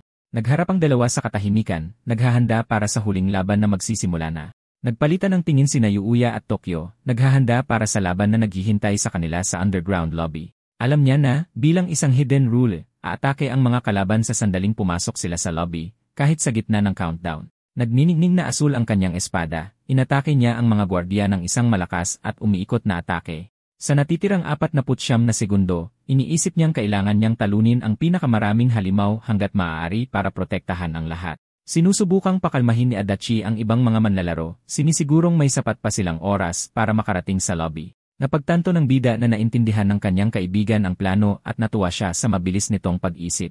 Sa natitirang 21 segundo, inutusan ni Adachi ang lahat na pumasok sa underground lobby ng maayos. Naiintindihan niya na ang intensyon ng bida ay mag-antala hanggang sa huling segundo para pigilan ang sinuman na pumasok sa lobby ng maaga. Umabot na sa 12 segundo ang countdown at tumitindi ang tensyon para sa mga manlalaro na hindi pa nakakapasok. Nangatwiran si Yuuya na hindi naman ganoon kalakas ang mga kalaban at dapat nilang tulungan ang bida sa laban, ngunit sinigawan siya ni Tokyo na manatili sa likod at huwag makialam sa laban kontra sa mga asul na gwardiya. Sinabi ng mga halimaw na masyadong malakas ang binata at kailangan nilang mag-recharge sa pamamagitan ng pag-target sa ibang mga manlalaro. Pagkatapos ay nakuha ng bida ang atensyon ni Yuya, idineklara na pagkakataon na niya para sumali sa laban. Sumugod ang isa sa mga gwardiya sa mga manlalaro, ngunit humarang si Yuya para protektahan sila mula sa atake. Sa isang sigaw ng galit, sinubukan niyang harangin ang atake ng halimaw, ngunit napatilapon siya paatras. Pagkatapos ay sinigawan niya ang halimaw na huwag subukang galawin ang iba, napagtanto na may dahilan kung bakit pinoprotektahan sila ng bida. Sinubukan ni Yuya na suntukin ang gwardiya, ngunit nalaman niyang walang epekto ang kanyang mga suntok. Naisip niya kung paano nagagawang lumaban ng bida sa ganoon kalalakas na mga halimaw. Sinabihan ni Adachi ang lahat na manahimik para iwasan ang atensyon ng mga halimaw, idinagdag na ang bida na ang bahala. Sumang-ayon ang ibang mga manlalaro, nagpa siya na ang tanging magagawa nila ngayon ay magtiwala sa kanila. Umaasa sila na makakayanan nilang dalawa na lumaban at hindi matalo sa mga asul na halimaw.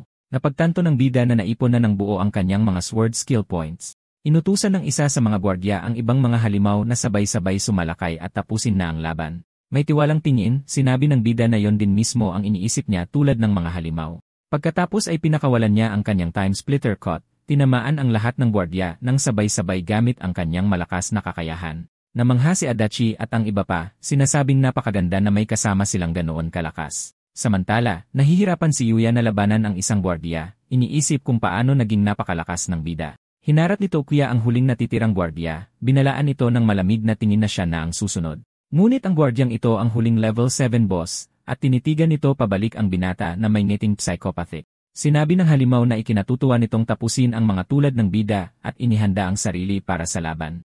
Natakot ang ibang mga manlalaro sa level 1-0 na lakas ng boss, at nagsimulang magduda sa kanilang tsansang manalo. Sumugod ang bida, naalala na sa kanyang nakaraang buhay, maraming natalo ang boss na ito sa isang mahaba at matagal na laban. Gamit ang kanyang espada, nagpakawala siya ng isang malakas na hiwa ng pulang enerhiya patungo sa kalaban. Ngunit iniisip niya na sa pagkakataong ito, siya lang ay sapat na para manalo. Humalakhak ng malakas ang boss at nagawang harangin ang malakas na atake ng ating bida. Walang takot, sumulong si Tokyo na may determinasyong ipagpatuloy ang laban. Ginamit niya muli ang kanyang kakayahan, nagpakawala ng sunod-sunod na pulang hiwa sa higanteng halimaw. Sa ilalim ng sunod-sunod na atake, ang huling boss ay tuluyang natalo, naglaho at naging liwanag. Pagkatapos ay ipinakita ng system ang status screen ng binata, ipinapakita na umangat na siya sa level 8. Napagtanto niya na sa pagtalo sa mas mahihinang halimaw, nakakuha siya ng mga card na lubos na nagpalakas sa kanyang kapangyarihan. Naisip ng bida na ang pinakamagandang bahagi ng paglaban mag-isa ay ang pag-angkin sa lahat ng ngesi at card para sa kanyang sarili. Gulat na gulat si Adachi, at ang iba pa sa kanyang hindi makataong lakas, yumuko bilang tanda ng pagsunod sa kanya magpakailanman. Nang makitang isang halimaw na lang ang natitira, sumugod si Yuuya, sumisigaw na tatapusin niya ito sa isang suntok. Ngunit galit na sumagot ang halimaw na si Yuuya ang mapapasama. Gayunpaman, bago pa makaatake si Yuuya, lumitaw ang bida at hinati ang gwardiya sa isang hiwa. Bumagsak si Yuuya sa lupa, tulala, hindi makapaniwala na agad niyang natalo ang halimaw na pinahirapan siya ng husto. Isang system notification ang bumati sa lahat sa paglampas sa dungeon at ipinakita ang ranking, kung saan si Tokyo ay nasa 79%. May tiwalang ekspresyon, hinihintay ng bida ang pagkalkula ng gantimpala, iniisip kung anong bonus ang matatanggap niya. Ipinapakita ng screen na ang survival reward ay nagpapahintulot sa kanila na dalhin ang lahat pabalik sa totoong mundo. Tuwang-tuwa ang ibang mga manlalaro nang makitang makakatanggap din sila ng mga gantimpala para sa kanilang mga pagsisikap. Iniisip ng bida na ang paglampas sa dungeon ay nagbibigay ng pangunahing premyo na nakakatulong sa kaligtasan, ngunit may isang problema. Sa kanyang nakaraang buhay, sinimulang gamitin ng mas malalakas na individual ang kanilang kapangyarihan para sa kasamaan sa totoong mundo. Kaya naman, sa pagkakataong ito, nagpasya siyang kailangan niyang magtatag ng mga patakaran para pamahalaan ang mga manlalaro sa lalong madaling panahon. Para magawa ito, kailangan niya ng suporta, at alam niyang ang kanyang mataas na ranggo ay akit ng ilang makapangyarihang tao. Inilalagay siya ng overall contribution ranking screen sa unang pwesto na may 3,000 na kalamangan. Nakikita niya ang kanyang sarili bilang ang hindi mapapantayang pinuno. Para sa lahat, siya ang nagdidikta ng mga patakaran ng laro. Sa sandaling iyon, natanggap ng lahat ng manlalaro ang kanilang mga kakayahan, nararamdaman na lumalakas at gumagaan ang kanilang mga katawan. Tuwang-tuwa rin si Adachi na makita ang kanyang mga bagong katangian, kahit na lahat ay nasa level 1. Tiningnan din Yuya ang kanyang panel, mas malakas ang pakiramdam dahil nasa level 2 na ang kanyang mga stats. Para naman sa bida, sinuri niya ang kanyang status at nakita na umabot na sa kahangahangang level 15 ang kanyang lakas. Pagkatapos ay inianunsyo ng system na ang mga contribution rewards ay ibibigay batay sa porsyento ng bawat tao. Nagtataka ang dalawang binata kung may matatanggap ba sila sa ganoon kababang kontribusyon, nagsisisi na hindi sila lumaban ng mas maigi. Hindi rin sigurado si Tokyo kung ano ang makukuha niya dahil ang kanyang kontribusyon sa nakaraang buhay ay hindi ganito kataas. Natutuwa si Adachi dahil sa kanyang bagong power card. Maaari niyang taasan muli ang kanyang ability score. Samantala, ipinagmayabang ni Yuya ang pagkuha ng 2 card, sinasabing napakaganda ng kanyang kontribusyon. Pagkatapos ay tumingin sila sa bida, nag-iisip kung anong uri ng gantimpala ang matatanggap niya. Nakangiti, sinabi ng bida na bago lahat ito sa kanya habang tumatanggap siya ng 3 nagniningning na card. Ang kanyang mga gantimpala ay isang card na nagtataas ng stats sa level 1-0, isa pa na nagpapahintulot ng class change, at isang pangatlo na nagpapatawag ng mga kakampi. Tuwang-tuwa siya, napagtanto na maaari na niyang palakasin ang kanyang mga kasanayan at mangalap ng mga kakampi ng sabay-sabay, pakiramdam niya'y napakaswerte. Bigla, nagsimulang yumanig ang lupa at nagpanik ang ibang mga manlalaro, hindi naiintindihan kung ano ang nangyayari. Napagtanto nilang bumabagsak ang dungsyon at iniisip kung makakabalik na ba sila sa wakas sa realidad. Kinumpirma ng bida na pagkatapos malampasan ang isang dungsyon, maaari silang bumalik sa totoong mundo sa maikling panahon. Ngunit binalaan niya sila na nagbago na ang mundo, at ang lumikha ng nakamamatay na larong ito ay sinusubukang sirain ang lahat. Nagulat ang iba, nagtataka kung sino sa mundo ang gagawa ng ganoong kasamang bagay. Pagkatapos ay sinabi sa kanila ni Tokuya na inaasahan niyang ibibigay ng lahat ang kanilang makakaya sa susunod na dungsyon na lilitaw. Hinihikayat niya silang magpalakas para talunin ang kontrabida na kumulong sa kanila at para protektahan ang mundo. Nalilito si Adachi sa salitang protektahan at hindi masyadong naintindihan ang sinabi ng bida. Si Yuya naman ay tinitingnan lang siya ng may pagdududa, iniisip na gumagawa ng napakalaking pahayag ang bida. Isang system notification ang nag-anunsyo na dahil sa pagiging una, nakakuha ang binata ng isang espesyal na rank card. Isang madilim na nilalang ang lumitaw, sinasabing kung mapapatunayan niyang karapat-dapat siya, bibigyan siya nito ng kapangyarihan ng isang Diyos. Bigla, nagising ang bida sa kanyang kama sa ospital, napagtanto na nakabalik na siya sa totoong mundo. Bumuntong hininga siya, umaasang maniniwala ang iba sa kanya, dahil kailangan niya ng mas maraming lakas para iligtas ang mundo. Sa sandaling iyon, isang nurse ang nagmamadaling pumasok sa kwarto, sumisigaw sa doktor na sa wakas ay nagising na ang pasyente. Kinumpirma ng doktor na siya ay ganap nagising at normal lahat ang kanyang vital signs. Ngunit ibinunyag niya na daan-daang libong tao ang nakumatos tulad niya sa nakalipas na 3 araw. Napansin ng doktor na ang binata ang unang nagising at tinanong kung alam niya ang sanhi ng malawakang pagkakumatos. Gayunpaman, hindi pinansin ni Tokuya ang tanong at, may seryosong tingin, tinanong ang doktor kung nasaan ang kanyang ina. Dinala siya ng lalaki sa kwarto nito, ipinapaliwanag na nakumatos rin ito at hindi pa nagigising. Sa isang profesional na tono, sinabi niya na sa medical na termino, ang ina ng bida ay nasa vegetative state. Napagtanto ng bida na tulad sa kanyang nakaraang buhay, napili rin ang kanyang ina bilang isang manlalaro. Alam niya na hindi lahat ng manlalaro ay sabay-sabay na ipinapadala, at ang mga nabibigo ay napupunta sa ganitong kondisyon. Tinitingnan ang kanyang ina, naalala niya na ang mga napili para sa laro ay hindi na makakabalik. Dahil doon, hinawakan niya ang gintong card sa kanyang bulsa. Iniisip na malapit nang matupad ang kanyang pinakamalaking hiling. Ang kanyang nag-iisang hiling para sa kanyang ina na mamuhay ng payapa, malaya sa anumang pagdurusa. Pagkatapos ay ibinunyag niya na hawak niya ang isang espesyal na rank card number 1 na nagngangalang free. Gamit ito, mapipigilan niya ang isang tao na mapili para sa laro at makakakuha rin ng isang espesyal na kakayahan. Buo na ang pasya, nagpasya siya ngayon na ang oras para gamitin ang card at palayain ang kanyang minamahal na ina mula sa nakamamatay na larong ito. Nabulag ang doktor sa matinding ginintuang liwanag, nagtataka kung ano ang nangyayari. Gulat sa eksena, inayos ng doktor ang kanyang salamin, sinusubukang unawain ang kababalaghang nasasaksihan niya. Namimilog ang mga mata sa pagkamangha, nauutal niyang sinabi na hindi siya makapaniwala. Pagkatapos ay nagising ang kanyang ina, nalilito, nagtatanong kung nasaan siya at tinatawag ang kanyang anak. Walang pag-aalinlangan, sumugod ang binata upang yakapin ang kanyang ina ng buong lakas, lubos na nadadala ng emosyon. May magiliw na ngiti, sinabi niya sa kanya na mula sa araw na ito, hindi na niya kailangang lumaban at magdusa. Natulala ang doktor sa eksena, iniisip kung isang himala ba ang kanyang nasaksihan. Samantala, ipinapakita ng World Contribution Ranking ang pangalan ni Kurosu Tokyo na nag-iisa sa unang pwesto. Dahil dito, nagpasya ang ilang misteryosong tao na kailangan nilang i-recruit ang numero 1 manlalaro sa mundo. Natatakot sila na sa ganoong kapangyarihan, maaaring maging bagong pinuno ng mundo ang binata. Pagbalik sa ospital, ikinuwento ng kanyang ina ang isang kakaibang panaginip tungkol sa isang nakakatakot na amusement park. Nakikinig ang bida na may ngiti, na pagtantong napunta siya sa isang nakamamatay na Park Dem Dungjon. Ipinagpatuloy niya ang pagsasabing halos atakihin siya ng isang halimaw, ngunit may nangyari sa mismong sandaling iyon. Ayon sa kanya, biglang nagdilim ang lahat at nawalan siya ng malay doon mismo. Nang magising siya, ang unang nakita niya ay ang mukha ng kanyang anak at nagtanong siya kung hindi ba yon isang kakatuwang panaginip. Na may banayad na ngiti, iniisip ng binata na, sa kasamaang palad, ang naranasan niya ay hindi panaginip. Biglang umalinggaw ang boses ni Kita sa silid, at napagtanto ng bida na nagawa rin niyang malampasan ang dungsyon. Biglang pumasok ang kaibigan niya, ipinagsisigawan na dumating siya para sumaklolo at pakiramdam niya ay isa siyang bida sa mga. Sabi niya, tinulungan siya ng malalakas na tao para malampasan ito, at nagtanong ang ina kung nagkaroon din siya ng kakaibang panaginip. Ang bida ay may bored na ekspresyon, iniisip na pareho pa rin ang enerhiya ng kanyang kaibigan. Pagkatapos ay hiniling niya sa kanyang ina na magpahinga, sinabing kakausapin niya muna si Kita sa labas saglit. Sa labas ng pasilyo, iginiit ng kanyang kaibigan na hindi ito biro at may pangalan pa nga ang kakaibang laro. Pinutol siya ni Tokyo, sinabing ang pangalan ng laro ay Present Day na ikinagulat ni Kita. Sinabi ng bida sa kanya na tingnan ang contribution ranking para patunayang totoo ang lahat. Lubos na nalilito, kinamot lang ng kaibigan niya ang kanyang ulo, nagtataka kung ano itong ranking na ito. Sa sandaling iyon, isang asul na system screen ang lumitaw sa harap niya, na nag-iwan sa kanya na ganap na hindi makapagsalita. Habang nanlalaki ang mga mata sa pagkamangha, nauutal ang kanyang kaibigan habang nakikita ang pangalan ng number 1 player. Kinumpirma naman ng bida na may ngisi na ang nakikita niya ay ang absolutong katotohanan. Ipinapakita ng system screen na ang unang pwesto sa ranking ay pag-aari ni Kurosu Tokyo, na may 3,000 puntos. Na may kumpiyansang tingin, idineklara ng bida na siya mismo ang top-ranked player at hinarap ang kanyang kaibigan.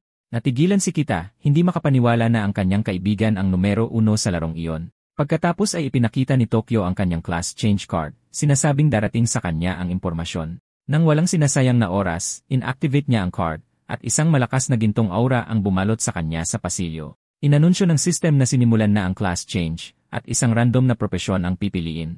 Ipinaliwanag ng binata na bawat klase sa laro ay malakas, ngunit kailangan nilang mag-level up at bihira ang mga card. Alam niya na mahina ang mga klase sa simula, ngunit may walang hanggang potensyal sa paglipas ng panahon. Isa sa 3 pinakamataas na klase ay ang Messenger of the Four Elements na nag-uutos sa mga kapangyarihan ng kalikasan. Ang pangalawa ay ang Descendant of the Black Flame Dragon na nagiging isang makapangyarihang higanteng dragon. At ang huli ay ang Seeker of Time na nagmamanipula sa timeline at gumagamit ng kapangyarihan ng temporal travel. Sa gitna ng maraming data screen, nagtataka ang bida kung anong bagong klase ang itatalaga sa kanya. Isang screen ang lumitaw sa isang maningning na kislap ng liwanag, na inilalantad ang pangalan ng kanyang bagong klase, Master of Principles. Talagang nabigla ang bida. Kahit sa nakaraang buhay niya, hindi pa niya narinig ang klaseng ito. Pagkatapos ay ipinapakita ng screen na ang kanyang bagong klase ay may passive ability na Resonance with Tools. Inihayag ang skill tree ng klase, at napansin ng binata ang maraming hindi kilalang antas. Nagulat siya dahil ang mga normal na klase ay may 3 antas lamang. Ito ay magiging napakahirap ay level up. Habang nakangiting nasasabik, iniisip niya na kung makakarating siya sa dulo, magkakaroon siya ng hindi kapanipaniwalang kapangyarihan. Sabi ng kaibigan niya na siya raw ang unang tao sa mundo na nakamit ang class change sa laro. Pagkatapos ay naging desperado si Kito, tinatawag ang pangalan ng bida, hindi sigurado kung ano ang gagawin. Tinanong ng bida kung ano ang problema, at nagpatira pa ang kanyang kaibigan sa sahig, nagmamakaawa para sa tulong. Na may nagmamakaawang ekspresyon, nagmakaawa siya sa kaibigan na buhatin siya at tulungang lumakas. Biglang, isang nurse ang lumitaw sa pasilyo at nagtanong kung mayroon ba siyang naistorbo. Tumingin ang bida sa kanya, naaalala kung gaano siya nahirapan sa mga bayarin sa kanyang nakaraang buhay. Pagkatapos ay ipinaalam niya sa kanya na ang mga bayarin sa ospital ay mahigit 1 buwan ng huli at kailangan na ang pera. Inalok ng kanyang kaibigan ang kanyang card para tumulong, ngunit tumanggi ang bida, sinabing siya na ang bahala. Naisip niya na sa kanyang nakaraang buhay, nalampasan niya ito sa pamamagitan ng pagtatrabaho bilang bodyguard gamit ang kanyang pisikal na lakas. Nang may determinasyon, sinabi niyang masyado siyang umasa sa kanyang ina, ngunit ngayon ay siya na mismo ang lulutas ng mga bagay. Nagpaalam ang nurse at lumayo para sagutin ang isang mahalagang tawag. Na may nalilitong ekspresyon, sinagot niya ang telepono, sinusubukang iproseso ang impormasyong natatanggap niya. Nagulat sa balita, nauutal ang babae, nagtatanong kung totoo ba talaga ang narinig niya. Na may malaking ngiti, inanunsyo niya na may nagbayad ng lahat ng utang ng ospital ng sabay-sabay. Pagkatapos ay itinuro niya ang kaibigan ng bida at sinabing kahit ang bahagi ng kalbo ay nabayaran na. Nainis ang binata sa palayaw, nililinaw na hindi siya pasyente at dumadalaw lamang sa kanyang kaibigan. Nagtitigan ng dalawa sa katahimikan at itinuro ng bida ang room 226. Sa sandaling iyon, isang lalaking blonde at ang kanyang dalawang kasama ay lumitaw sa pasilyo at lumapit sa kanila. Nagtanong ang lalaki na may ere ng pagiging superior kung saan niya mahahanap si Kurosu Tokyo sa ospital na ito. Nalilito ang bida at ang kanyang kaibigan, nagtataka kung sino ang mga kakaibang taong ito. Nagtanong ang lalaki kung kaibigan ba sila ni Kurosu at hiniling na ipasa ang isang mahalagang mensahe. Habang nakangisi, iniisip ng bida na ang mga malalaking manlalaro ng Prison Day ay maagang dumating. Pagkatapos ay tinanong ng kanyang kaibigan kung ano ang gusto nila kay Takiya, habang pinagmamasdan sila ng may pagdududa. Sinuri ni Kiya ang kanilang pananamit at napagtanto na mukha silang napakahalagang mga individual. Pagkatapos ay nagtaka siya kung naparito sila para sa kanyang kaibigan dahil siya ang number 1 rank sa buong mundo. Naisip ng kanyang kaibigan ang perang binayad nila, iniisip kung magkano ang halaga ng mga gastusin sa buong buhay. Pagkatapos ay ibinulong ng nurse sa bida na yon ang mga taong nagbayad ng mga bayarin. Kalmadong sumagot ang bida na alam na niya na nag-iwan sa babae na medyo nalilito sa kanyang reaksyon. Nang walang paligoy-ligoy, ipinakilala ng binata ang kanyang sarili sa grupo bilang si Kurosu Tokyo. Humanga ang lalaking blonde na nananatili siyang walang ekspresyon sa kanilang presensya at na napakabata niya. Alam ng bida na ang mga taong ito ay maimpluwensya sa iba't ibang larangan at maingat silang sinusuri. Ang lalaking blonde ay si Sumosho, pinuno ng isang malaking korporasyon at isang sumisikat na bituin sa politika. Ang nakasuot ng suit ay si Kadoichi, CEO ng isang tech company na may malakas na koneksyon sa militar. Ang babae ay si Rarara, presidente ng Group LAS, na may hawak na malawak na yaman sa enerhiya at pandaigdigang impluwensya. Sinabi ng leader ng grupo na isang karangalan na makilala siya at naghahanda para sa isang formal na pagpapakilala.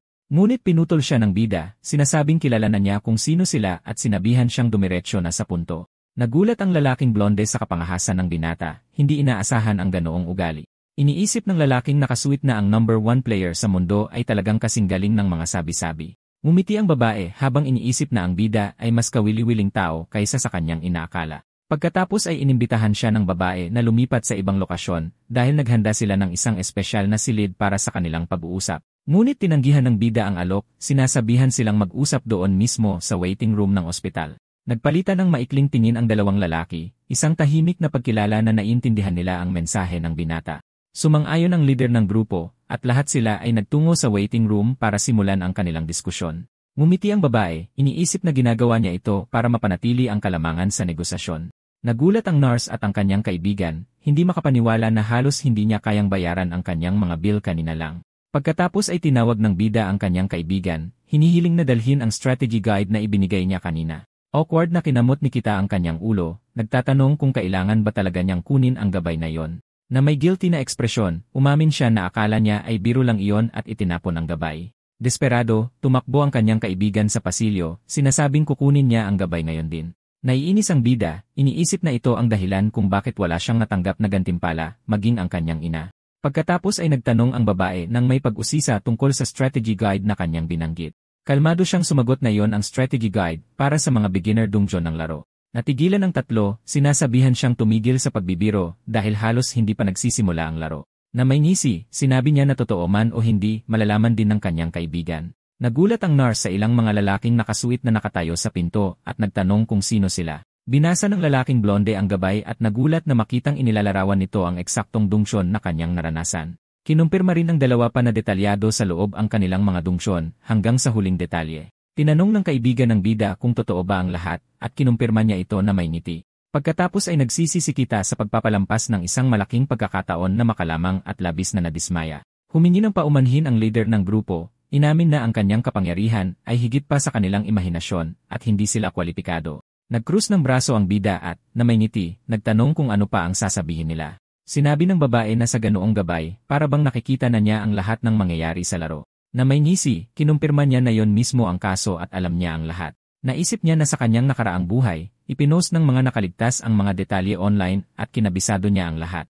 Ang lahat ng pagsisikap na yon noon ay nagbubunga na ngayon, nagsisilbing kanyang alas laban sa mga Dark Gods. Pagkatapos ay sumandal siya pasulong at direktang nagtanong kung ano ang gusto nila sa kanya ngayon. Ang grupo ng makapangyarihang mga individual ay nagpalitan ng tingin bago sagutin ang kanyang tanong. Ang tatlo sa kanila ay yumuko ng may paggalang, hinihiling sa binata na maging kanilang tagapayo. Inamin ng lalaking blonde na ang pakiramdam ng paglalakad sa isang alambre sa dungsyon ay talagang nakakatakot. Naniniwala ang lalaking nakasuwit na sa tulong ng bida, hindi na nila kailangang harapin muli ang sitwasyong iyon. Idinagdag ng babae na mapipilitan silang bumalik sa laro at ayaw nilang mapahamak. Tahimik na pinapanood ni Kita ang buong negosasyon habang ang kanyang kaibigan ang nangunguna. Sa makatuwid, idineklara ng leader ng grupo nang may determinasyon na tatanggapin nila ang anumang kondisyon na kanyang ipapataw. Na may kaswal na kilos, sinabi ng bida na hindi niya alintana na maging kanilang tagapayo.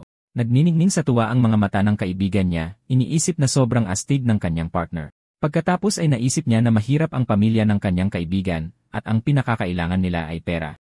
Naiisip na ng binata ang sarili na lumalangway sa pera at gumagastos ng malaki kasama ang kanyang matalik na kaibigan.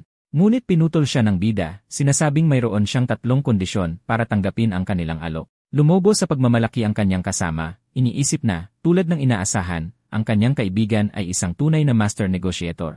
Sabi ng leader ng grupo na kahit 30 o 300 kondisyon ay ayos lang, ngunit ginulat siya ng bida. Nagulat ang kanyang kaibigan, nang hihinayang na hindi siya humingi ng mas marami noong may pagkakataon siya. Ang unang kondisyon ng bida ay ilabas sa publiko ang strategy guide para sa lahat.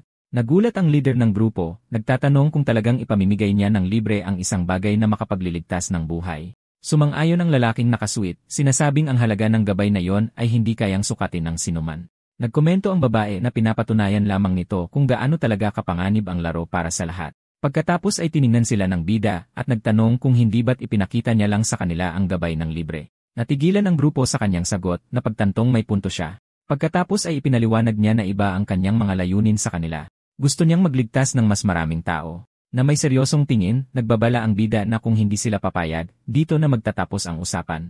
Napagtanto nila na seryoso ang binata at hinangaan siya ng babae dahil sa hindi pagpapadala sa tubo. Muling yumuko ang tatlo, nangangakong tutuparin agad ang unang kondisyon. Ang pangalawang kondisyon ay magtatag ng isang player management agency na may malinaw na mga panuntunan. Ngumiti ang lalaking blonde, tinitiyak sa kanya na maaari silang mag-relax dahil balak na nilang gawin yon. Pagkatapos ay naghanda siyang ianunsyo ang kanyang huli, at marahil pinakamahalaga, na kondisyon para sa kasunduan. Kinabahan ng grupo, nag-iisip kung ang huling kondisyon ay isang bagay na kahit sila ay hindi kayang tuparin. Pagkatapos ay sumigaw ang kanyang kaibigan na humingi ng pera ang bida, tinawag itong kanyang huling hiling. Ngunit hindi siya pinansin ng bida at sinabing gusto niya ng bahay, para hindi na sila tumira sa ospital ng kanyang ina. Sinulyapan niya ang kanyang ina sa kama, sinasabing gusto lang niyang mamuhay ito ng normal at payapang buhay. Natulala ang tatlo sa simpleng hiling at napapikit sa pagkadismaya ang kanyang kaibigan.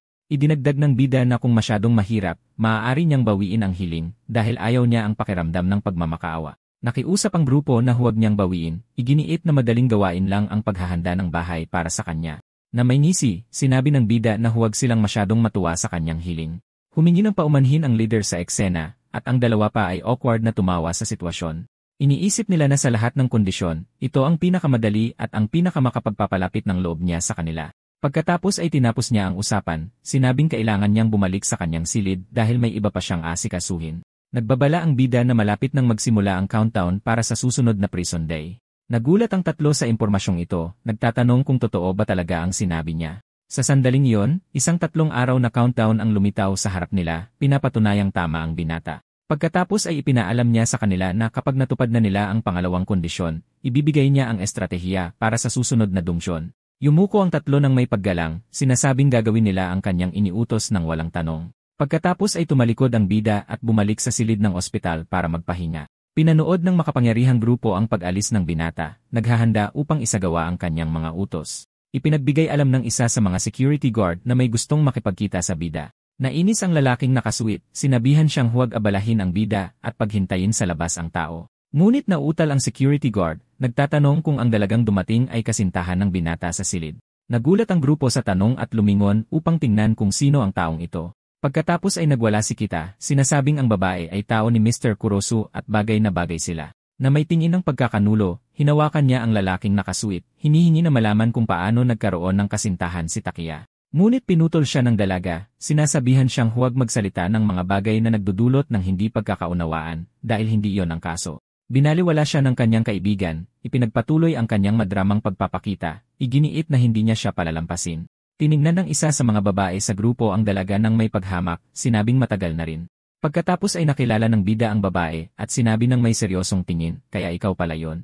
Na may masamang ngiti, naalala ng dalaga kung paano niya siya tinanggihan at ipinahiya sa harap ng lahat noon. Iniisip niya na hindi siya nagkaroon ng damdamin para sa kanya, ngunit ngayon ay naging manlalaro na rin siya. Lumapit ang babae na may dalang bulaklak, sinasabing labis niyang pinagsisisihan ang nangyari noon. Naramdaman ng makapangyarihang grupo ang tunay na galit ng bida sa babae at nagpa siya na maghintay bago makialam.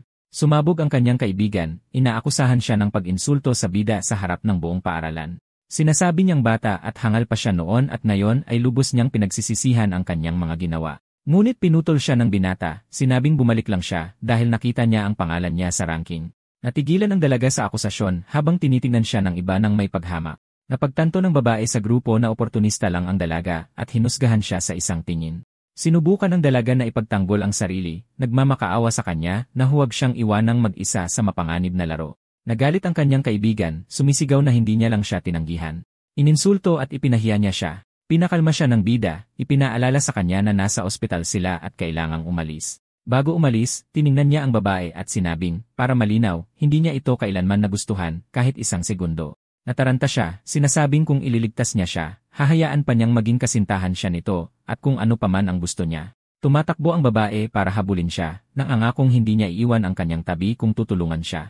Ngunit pagdating niya sa pinto, hinarang siya ng dalawang malalaking security guard na matalim ang tingin sa kanya. Hindi siya pinadaan ng dalawang lalaking nakasuit at salamin sa mata, tinitingnan siya ng may pananakot. Walang takot, sinabi niyang kasintahan siya ni Tokia at hiniling na padaanin siya kaagad. Pagkatapos ay sinabi ng babae mula sa grupo na mukhang ayaw ni Mr. Kurosu na may kinalaman sa kanya. Pagkatapos ay inutusan ng leader ng grupo ang mga gwardiya na ihatid siya palabas at agad nilang tinupad. Nagdiwang ang kanyang kaibigan, nagtatanong kung hindi ba maganda sa pakiramdam ng bida na mapaalis siya. Na may seryosong ekspresyon, iniisip ng bida na batay sa kanyang mga alaala, dapat ay nasa ospital siya ngayon. Pagkatapos ay naglakad siya patungo sa pinto ng silid ng kanyang ina, naghahanda para sa muling pagkikita na matagal na niyang hinihintay. Sa isang mabilis na kilos, binuksan niya ang pinto at sa wakas ay natagpuan ang taong hinahanap niya. Isang magandang babae na may puting buhok at pulang mata ang tumingin sa kanya nang may banayad na tingin at ngiti. Napakaganda ng babae na para siyang nagniningning at tinitigan siya pabalik ng bida.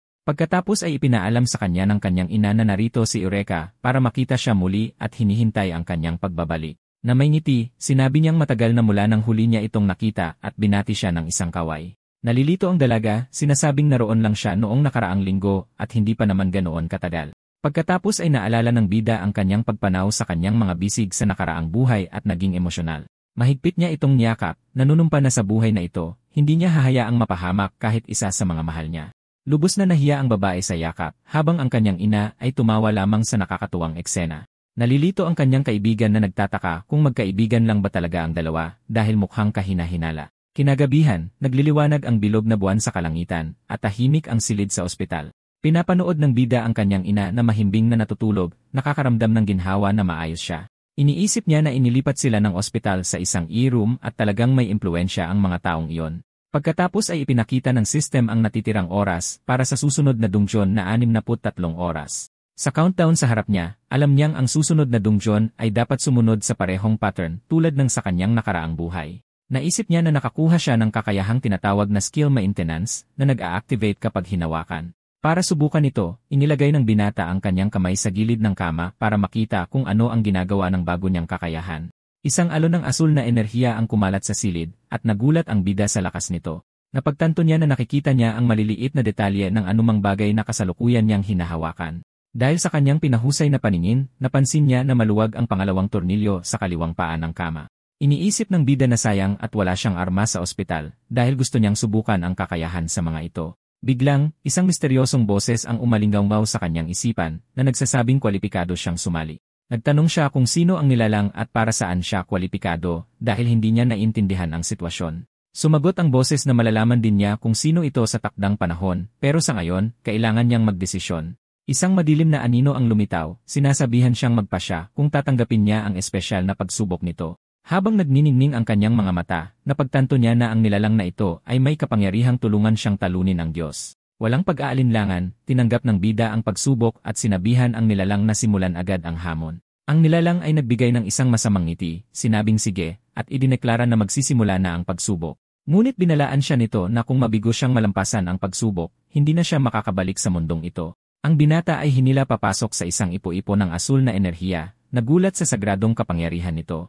Iniisip niya kung anong gantimpala ang matatanggap niya sa paglampas sa misteryosong pagsubok na ito mula sa madilim na nilalang. Isang buhawi ng asul na enerhiya ang nabuo, at inihayag ng sistem ang pagsisimula ng trial grounds. Isang asul na tulis ng yelo ang sumulpot mula sa lupa, naghahandang atakihin ang ating bida sa pagsubok. Iniiwasan niya ang atake sa pamamagitan ng isang pagtalon, inihahanda ang sarili para sa hamon na inihanda ng nilalang. Sa isang nakatutok at determinadong tingin, hinarap ng bida ang trial grounds, handa sa anumang darating sa kanya. Natagpuan niya ang sarili sa harap ng isang madilim na palasyo, nagtataka kung anong lugar ito sa gitna ng kawalan.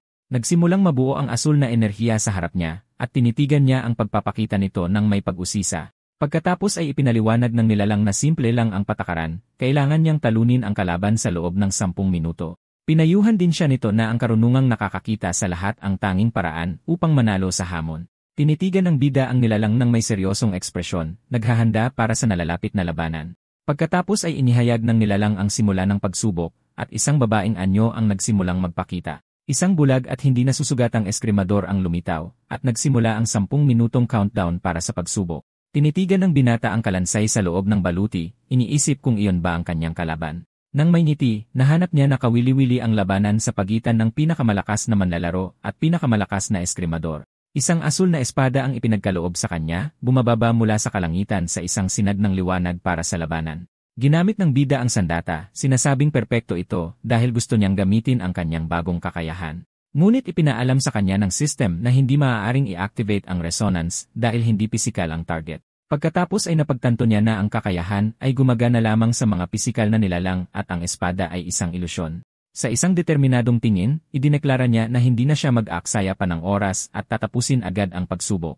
Sumugod ang eskrimador at hinamon ito ng bida na ipakita sa kanya ang lakas ng pinakamalakas na eskrimador. Nang may ngiti, pinuri niya ang galing ng kalaban habang sila'y nagpapalitan ng mga hampas ng espada. Sumalakay ang kalaban gamit ang isang paikot na atake. Ngunit nagawang depensahan ng bida gamit ang kanyang asul na espada. Napansin niya na sa kabila ng malaking espada, napakabilis ng mga galaw ng kalaban. Ipinagpatuloy ng bulag na eskrimador ang pagsalakay nito sa pamamagitan ng walang tigil na serye ng mabilis at malalakas na atake. Nagtaka naman ang bida kung ang mabilis at malakas na atake na ito ang pinakahuling galaw nito. Sumalakay ang eskrimador ng buong lakas, ngunit nagawa ng bida na umiwas at gumanti ng atake ng may katumpakan. Sabi niya, kahanga-hanga ang galaw ngunit naiwang bukas ang depensa ng kalaban sa gitna ng atake. Pagkatapos ay naisip niya kung ang eskrimador ay isa ring ilusyon, tulad ng espadang ginagamit niya. Kaya, sabi niya hindi siya makokonsensya na tapusin ito at ipinagpatuloy ang kanyang pagsalakay. Iniisip ng binata na dapat ay nakamamatay ang sugat na idinulot niya, ngunit parang walang nararamdaman ang kalaban. Pagkatapos ay napagtanto niya na wala itong epekto at na ang pinakamalakas na eskrimador ay talagang hindi masusugatan. Sa wakas ay naunawaan ng bida ang kahulugan ng titulo ng kanyang kalaban. Walang sinuman ang makakatalo dito. Sa 5 minuto na lang ang natitira, iniisip niya kung ano ang dapat niyang gawin para manalo. Patuloy niyang iniiwasan ang mga atake ng eskrimador habang sinusubukang gumawa ng epektibong estratehiya. Naalala ng bida ang pahiwatig ng nilalang, napagtanto na dapat ay may mahalaga itong kahulugan. Sa gitna ng isa sa mga atake, napansin niya ang isang bungo na nakasabit sa buhok ng eskrimador at nagulat. Napagtanto niya na pinoprotektahan ng kalaban ang bungo at iyon siguro ang kahinaan nito. Dahil doon, naunawaan ng binata na ang panata ng eskrimador ay protektahan ang taong nasa likod nito. Pagkatapos ay nakaisip siya ng ideya at naghanda na isagawa ang kanyang bagong plano para manalo sa hamon. Sinabi ng nilalang na ang isang ganoong klaseng teknik ay hindi karapat-dapat na tumanggap ng espesyal na basbas nito. Sa isang masamang ngiti, iginiit nito na kahit anong uri ng eskrima ang gamitin niya, hindi siya mananalo. Pagkatapos ay lumundag ang bida sa ibabaw ng kanyang kalaban, naghahandang atakihin ng direkta ang bungo. Umikot ang eskrimador sa gulat, napagtanto ang estratehiya ng binata, at sinubukang dumepensa. Nagulat ang nilalang sa katapangan ng bida, hindi inaasahan ang ganoong galaw. Pagkatapos ay sumigaw ang binata na imulat ng eskrimador ang mga mata nito at tingnan ang taong pinoprotektahan nito. Lumingon ang eskrimador at hinarap ang bungo na matagal na nitong pinoprotektahan sa kanyang likuran. Nang makita ang bungo, napasigaw ito sa sakit at kawalan ng pag-asa, at nagsimulang madurog ang katawan nito. Niyakap nito ang kalansay at umiyak sa kalungkutan habang ang katawan nito ay nagiging abo at apoy. Sa 51 segundo na lang ang natitira, pinanood ng bida ang paglaho ng kanyang kalaban. Sabi niya, nasa pahiwatig ang sagot, kailangan niyang ipaunawa sa kalaban ang katotohanan. Naunawaan ng binata na ang espadang natanggap niya ay isang panlinlang lamang para sa pagsubok. Hinarap niya ang hamog at hinamon ang kalaban na magpakita, dahil nalutas na niya ang misteryo. Binati siya ng nilalang, sinasabing ang pinakasimpleng katotohanan ay madalas ang pinakamahirap makita. Pinuri siya nito sa pagtatagumpay at idineklara siyang karapat-dapat na tumanggap ng tunay na basbas nito. Tiningnan ng bida ang nilalang, iniisip kung anong uri ng kapangyarihan ang matatanggap niya bilang gantimpala. Isang matinding asul na enerhiya ang ganap na bumalot sa kanya, at nagsimulang sipsipin ng kanyang katawan ang bagong kapangyarihan. Ngumiti ang nilalang, sinasabing ang tunay na pagsubok ay magsisimula ngayon gamit ang bagong tanggap na basbas. Nalilito ang bida, nagtataka kung ano ang ibig sabihin nito sa may pagsubok pa sa unahan. Pagkatapos ay inutusan siya ng boses na damhin ang emosyon ng lahat ng nabubuhay na nilalang upang tanggapin ang kapangyarihan ng isang Diyos. Pagkatapos ay naranasan niya ang sakit, saya, galit, at lungkot ng hindi mabilang na mga kaluluwa ng sabay-sabay. Dahil sa sobrang dami ng emosyon, isang salaming harang ang nabasag, at siya ay itinapon sa isang bagong lokasyon. Lumapag ang binata sa gitna ng dagat ng mga bungo at naghihirap na mga mukha, hindi naiintindihan kung ano ang nangyayari. Napagtanto niya na ang kapangyarihan ng isang Diyos ay binubuo ng pananampalataya at emosyon ng mga nabubuhay sa Earth. Habang tinitingnan ang mga naghihirap na kaluluwa, naunawaan niya na ito ay tunay na isang napakalaking kapangyarihan. Habang may pasa at dumudugo ang kanyang mukha, hinarap niya ang bagong hamon ng may seryoso at determinadong tingin. Nang may tiwalang ngiti, sinabi niya na sa kapangyarihang ito, sa wakas ay makakaharap na niya ang Diyos. Pagkatapos ay idineklara niya na ang mga Diyos ng Earth ay magkakaroon ng kanyang suporta sa paglaban sa masamang Diyos. Sinasabi ng nilalang na ito na ang huling pagsubok at walang sinumang tao ang makakatagal sa ganoong kapangyarihan. Isang pagsabog ng enerhiya ang naganap at ang bida ay binalot ng isang matinding, nakakasilaw na liwanag. Nagulat ang nilalang sa nangyari, hindi maintindihan kung paano nakatayo pa rin ang binata. Bumangon ang bida sa gitna ng mga durog na bagay, inaamin na talagang imposibleng makayanan ito. Nang may ngisi, nagtanong siya kung iyon na lang ba ang kayang ibato sa kanya ng nilalang. Binati siya ng boses, sinasabing gaya ng inaasahan, siya ang taong kinilala nila at karapat-dapat. Sinasabi nito na nakuha na niya ang basbas nito at dapat tandaan ang pangalan nito para sa hinaharap. Ipinangako ng nilalang na kapag kinilala na siya nila, makukuha niya ang tunay na pinakamataas na basbas. Nalilito ang bida sa pagbanggit ng pinakamataas na basbas at sa pangalan ng nilalang. Sinubukan niyang itanong ang pangalan ng boses, ngunit nawala ito sa gitna ng mga puting, kumikinang na balahibo. Pabalik sa kama ng ospital, nagising siyang humihingal, iniisip kung anong basbas ang kanyang natanggap. Sa sandaling iyon, isang screen ng system ang lumitaw sa harap niya, at tinitigan niya ito ng may seryoso at mausisang tingin.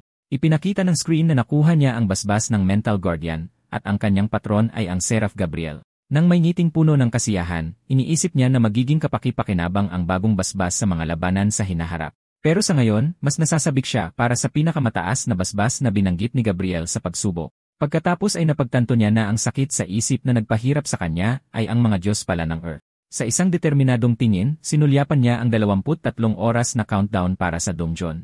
Biglang pumasok ang kaibigan niya sa silid, gulat na gulat, sinasabing may video version pa pala ng guide. Binigyan ng bida ang kanyang kaibigan ng isang mahinang batok sa ulo, sinasabing huwag maingay sa ospital. Sabi ng kaibigan niya na antig siya sa video at ang galing lang daw ng pagkagawa. Ngumiti ang kanyang ina, nagkomento na talagang magkasundo silang dalawa bilang mabuting magkaibigan. Iniisip ng bida na mabilis kumilos ang grupo at kumakalat na sa lahat ng dako ang video ng guide. Nakita rin niya na nakipagtulungan sila sa gobyerno at nagtayo ng isang management agency. Pagtingin sa ranking, iniisip niya na maaaring magsilbi itong pangganyak sa ibang mga manlalaro. Biglang, ipinaalam sa kanya ng nurse na may dumating na kotse para sunduin siya sa labas. Nagmamadaling pumunta ang kaibigan niya sa bintana, kinukumpirma na dumating na ang makapangyarihang grupo para sa kanyang kasama. Habang nagniningning sa tuwa ang kanyang mga mata, sumigaw siya na totoo nga at kahanga-hanga ang eksena. Sa labas, isang limousine at ilang itim na kotse na may mga security guard ang naghihintay sa bida. Hiniling ng babae mula sa grupo sa binata na ipaalam sa bida na personal siyang dumating upang sunduin siya. Tumatakbong pumasok ang kanyang kaibigan sa silid, ipinapahayag na dumating silang tatlo para kunin siya mula sa ospital. Tumayo ang bida, sinabing naintindihan niya, at bababa siya upang salubungin sila maya-maya. Nag-alala ang kanyang ina, hinihiling na huwag siyang masangkot sa anumang krimen. Tiniyak niya sa ina na huwag mag-alala dahil wala siyang ginawang masama. Nakangiti niyang sinabi na sa katunayan ay nililigtas niya ang mundo, na labis na ikinalito ng ina. Sa seryosong tingin, sinabi niya na sa huli, malalaman ng lahat ang katotohanan at nagpaalam na siya. Dinala siya ng leader ng grupo sa isang mansyon, binabanggit ang mga organikong pagkain at magandang tanawin. Ipinaalam din niya na para sa kanilang seguridad, may mga gwardiya at katulong na nakaduty 24 na oras sa isang araw. Nagulat ang kanyang kaibigan sa karangyaan, iniisip kung magkano kaya ang halaga ng ganoong bahay. Nilinaw ng lalaki na pag-ari niya ang property kaya hindi ito matatagpuan sa merkado. Nagulat ang kaibigan niya, nagtatanong kung nangangahulugan bang nag-iisa at eksklusibo ang bahay sa buong mundo. Hindi siya pinansin ng bida at hiniling sa lalaki na ipakita ang iba pang lugar na mayaalok nito. Ang dalawa pa mula sa grupo ay nanonood mula sa malayo, inihahanda ang kanilang susunod na alok. Nagkomento ang lalaking nakasuit na isa itong pagtanggi, at idineklara ng babae na siya ang mananalo. Nang may tiwalang ngiti, sinabi niya na ang bahay na pinili niya ay isang bagay na hindi matatanggihan ng isang kabataan. Dinala niya sila sa isang skyscraper, sinasabing perpekto ang isang lugar na tulad nito para sa binata. Namangha ang kanyang kaibigan sa tanawin, sumisigaw na makikita mo ang buong lungsod mula roon. Ipinaliwanag ng lalaki na ang gusali ay nasa sentro ng lungsod at idinisenyo ng isang sikat na arkitekto. Nang may matagumpay na ngiti, inihayag niya na ang pinakamalaking penthouse suite ay handa na para sa kanya. Nagulat ang kaibigan ng bida nang malaman na may iba pang mga bagay na inihanda para sa kanila. Pagkatapos ay pinitik ng lalaki ang kanyang mga daliri, ipinapatawag ang mga sorpresa na inihanda niya. Sa sandaling iyon, ilang magagandang katulong ang lumitaw, ipinakikilala ang kanilang sarili sa bida bilang kanyang mga bagong lingkod. Naging puso ang mga mata ng kanyang kaibigan habang napasigaw siya sa dami ng mga naggagandahang dilad. Pinalibutan siya ng mga katulong, sinasabing maaari siyang mag-utos ng kahit ano at napakagaling niya. Nagulat ang dalawa pa mula sa grupo, nagtataka kung bakit hindi nila naisip iyon dati. Ngumiti ang lalaki, iniisip na walang sinumang lalaki sa mundo ang makakatanggi sa ganoong alok. Ngunit malamig siyang tiningnan ng bida at sinabihan lang na ipakita ang susunod na opsyon. Natulala ang lalaking nakasuit, hindi makapaniwalang tinanggihan ng binata ang ganoong alok. Pagkatapos ay ngumiti ang babae, napagtanto na si Ginoong Crosso ay talagang iba sa lahat. Iniisip ng lalaking blonde na nangangahulugan itong may pagkakataon pa siyang mapabilib ang binata. Inanyayahan siya ng babae na sumama sa kanya, sinasabing hindi marangya ang lugar na pinili niya. Ibinunyag niya na may pinag-imbestiga siya sa nakaraan ng kanyang ina at dinala siya sa isang espesyal na lokasyon. Pagdating nila, tinanong niya kung pamilyar siya sa lugar, habang nakatingin sa kanya nang may banayad ng ngiti.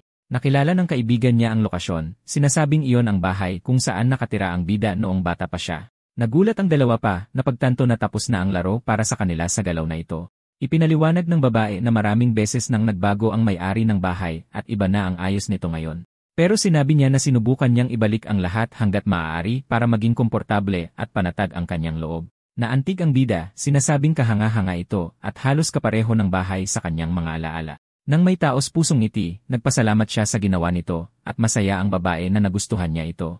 Mukhang bigo ang dalawang lalaki, hindi makapaniwalang natalo sila ng ganun na lang. Pagkatapos ay tinawag ng bida ang kanyang kaibigan, hinihiling na dalhin ang gabay para sa susunod na dungsyon. Nagulat ang babae, nagtatanong kung ano ang hinuhugot ng binata mula sa loob ng kanyang pantalon. Ipinaliwanag ng kaibigan na sinulat ng bida ang kumpletong estratehiya para sa pangalawang dungsyon ng laro. Nagulat siya na ang isang napakahalagang bagay ay nakatago sa ganoong lugar. Tinanong ng babae kung ilalabas din ba niya sa publiko ang bagong estratehiya, pero sumagot siya ng hindi, sinasabing maaari nilang ipamahagi ito sa mga manlalarong sa tingin nila ay may potensyal. Ipinaliwanag niya na para lumakas, kailangang intindihin ang laro, hindi umasa sa swerte. Sinabi ng bida na ang mga umasa sa swerte ay hindi magtatagal at matatanggal. Para pumili ng magagaling na manlalaro, sapat na ang simpleng pagtulong sa mga baguhan na maka-adjust. Ipinagpatuloy niya, sinasabing kung talagang magagaling sila, kusa silang lalabas sa kanilang sarili. Naintindihan ng babae ang plano at tinanong kung ano ang balak niyang gawin sa pagpili sa mga manlalarong ito. Sa isang determinadong tingin, sumagot ang bida na gusto niyang iligtas at protektahan nila ang mundo kasama niya. Nagulat ang grupo sa ambisyon ng binata, iniisip na ito ay isang napakalaking pangarap. Habang papalapit ang countdown, inanunsyo ng kanyang kaibigan na handa na silang umalis. Pagkatapos ay nagpaalam ang bida sa kanyang ina ng may yakap, nang angakong babalik agad sa bahay. Nag-post ang kanyang kaibigan, idinedeklarang aalis na siya para sa isang pakikipagsapalaran sa ibang mundo. Nalilito ang kanyang ina sa eksena, hindi lubos na naintindihan kung ano ang nangyayari sa kanilang dalawa. Umabot sa 0 ang countdown, at inihayag ng system na ang mga napiling manlalaro ay ililipat na. Binalot silang dalawa ng asul na liwanag, nagpapaalam sa ina ng bida sa silid. Ipinaalam ng bida sa kanyang kaibigan na dapat niyang kayaning tapusin ang dungsyon ng mag-isa dahil magkahiwalay silang kikilos. Sinabi ng binata na babantayan niya ang ranking, determinado na makapasok dito sa pagkakataong ito. Nang may tiwalang ngiti, hinarap ng bida ang bagong dungsyon, handa para sa isa pang hamon. Napagtanto niya na tulad sa kanyang nakaraang buhay, ang pangalawang dungsyon ay ang class na Frosty Mansion. Inanunsyo ng system na kumpleto na ang paglikha ng eksena, at na-load na ang mga kaluluwa ng mga manlalaro. Iniisip ng bida na, gaya ng inaasahan, muli silang nililinlang ng mga tagubilin. Alam niyang para malampasan ang dungyon, kailangan niyang bumuo ng isang koponan, kasama ang isang taong lubos niyang pinagkakatiwalaan. Ang tunay na kondisyon ay akitin ang dalawang boss mula sa magkaibang palapag upang magkita sa gitna. Ngunit malungkot niyang naalala ang sandaling ipinagkanulo siya sa kanyang nakaraang buhay ng isang kakampi. Sa isang determinadong tingin, ipinatawag niya ang isang gintong card. Tinatawag ang taong pinakatinuturing niyang pinagkakatiwalaan. Nag-activate ang espesyal na team building card, at isang matinding gintong liwanag ang pumuno sa silid. Pagkatapos ay lumitaw ang babaeng may puting buhok sa gitna ng mga butil ng liwanag at tumingin sa bida. Nagkatinginan silang dalawa sa katahimikan, at nagulat ang dalaga na makita siya roon. Gulat, tinanong niya kung bakit siya naroon at nasaan sila, hindi naintindihan ang sitwasyon. Ipinaliwanag niya na siya ang nag-imbita sa kanya sa dungsyon, at na nasa isang isla siya dati. Iniisip ng bida na naging manlalaro si Eureka sa pangalawang laro at labis na nagdusa dahil dito. Naalala niya kung paano siya napilitang mabuhay sa isla, nagdurusa habang buhay dahil sa mga peklat. Kaya't sinabi niyang tinawagan niya siya upang baguhin ang kanyang tadhana at tiyaking hindi na siya masasaktan muli. Nagulat ang babae, nagtatanong kung paano niya nalaman na nasa isla siya nang hindi niya sinasabi. Sa sandaling iyon, ang parehong asul na system window ay lumitaw sa harap niya at tiningnan niya ito nang may pag-usisa. Binati siya ng screen, ipinaalam na nasa class dungeon siya, ang Frosty Mansion. Naalala niya ang mga video na napanood niya online at nagtaka kung ano ang pangalan ng larong iyon. Sumagot ang bida na ang pangalan ng laro ay Prison Day at kinumpirma niyang iyon nga. Ipinaliwanag niya na kailangan niya ng kasamang mapagkakatiwalaan niya ng kanyang buhay, kaya siya ang pinili niya. Habang malapit nang bumukas ang pinto, inanyayahan niya itong maging kasama niya at harapin ang mga panganib ng magkasama. Naalala ng dalaga ng anyayahan siya nitong maglaro noon at tiningnan siya ng may pagmamahal. Noon, malungkot at nag-iisa siya, ngunit inabot ng binata ang kanyang kamay at inanyayahan siyang maglaro. Inulit niya ang paanyaya, tinatanong kung gusto niyang maglaro ulit kasama niya tulad noong dati. Tinignan siya ng babae nang may mga matang puno ng damdamin, naaalala ang masasayang panahong pinagsamahan nila. Pagkatapos ay mahigpit niyang hinawakan ang kanyang kamay, tinatanggap ang paanyaya na maging kasama niya muli. May maningning na ngiti, sinabi niyang gustong-gusto niyang maging partner nito at pumayag agad. Tinanong niya kung natandaan na ba nito ang lahat ng sinabi niya dahil malapit nang bumukas ang pinto. Kinumpirma ng dalaga, sinabing isa itong exploration game at hindi siya dapat humawak ng kahit ano nang walang pag-ingat. Alam din niya na hindi ito mansyon kundi isang multi-story na labyrinth na puno ng mga halimaw. Para maklear ito, kailangan nilang pagtagpuin sa gitna ang boss mula sa itaas at ang boss mula sa basement. Kinumpirma ng bida at may seryosong tingin, inanunsyo na bubuksan na niya ang pinto papunta sa dungsyon. Sumagot ng ang babaeng may puting buhok at sinabing gagawin niya ang lahat para matulungan ito sa kanilang paglalakbay. Nang mag-zero na ang countdown, binuksan niya ang pinto at pumasok ang dalawa sa Frosty Mansion para sa hamon. Ang pasilyo ay ganap na nagyelo, nababalot ng yelo at matutulis na stalactites sa lahat ng dako. Nagreklamo ang dalaga sa lamig at inalo siya ng binata, sinabing may isang card na gagawing mas madali itong tiisin. Bigla, isang anino ang dumaan sa isang pinto at naghanda ang bida para sa engkwentrong inaasahan niya.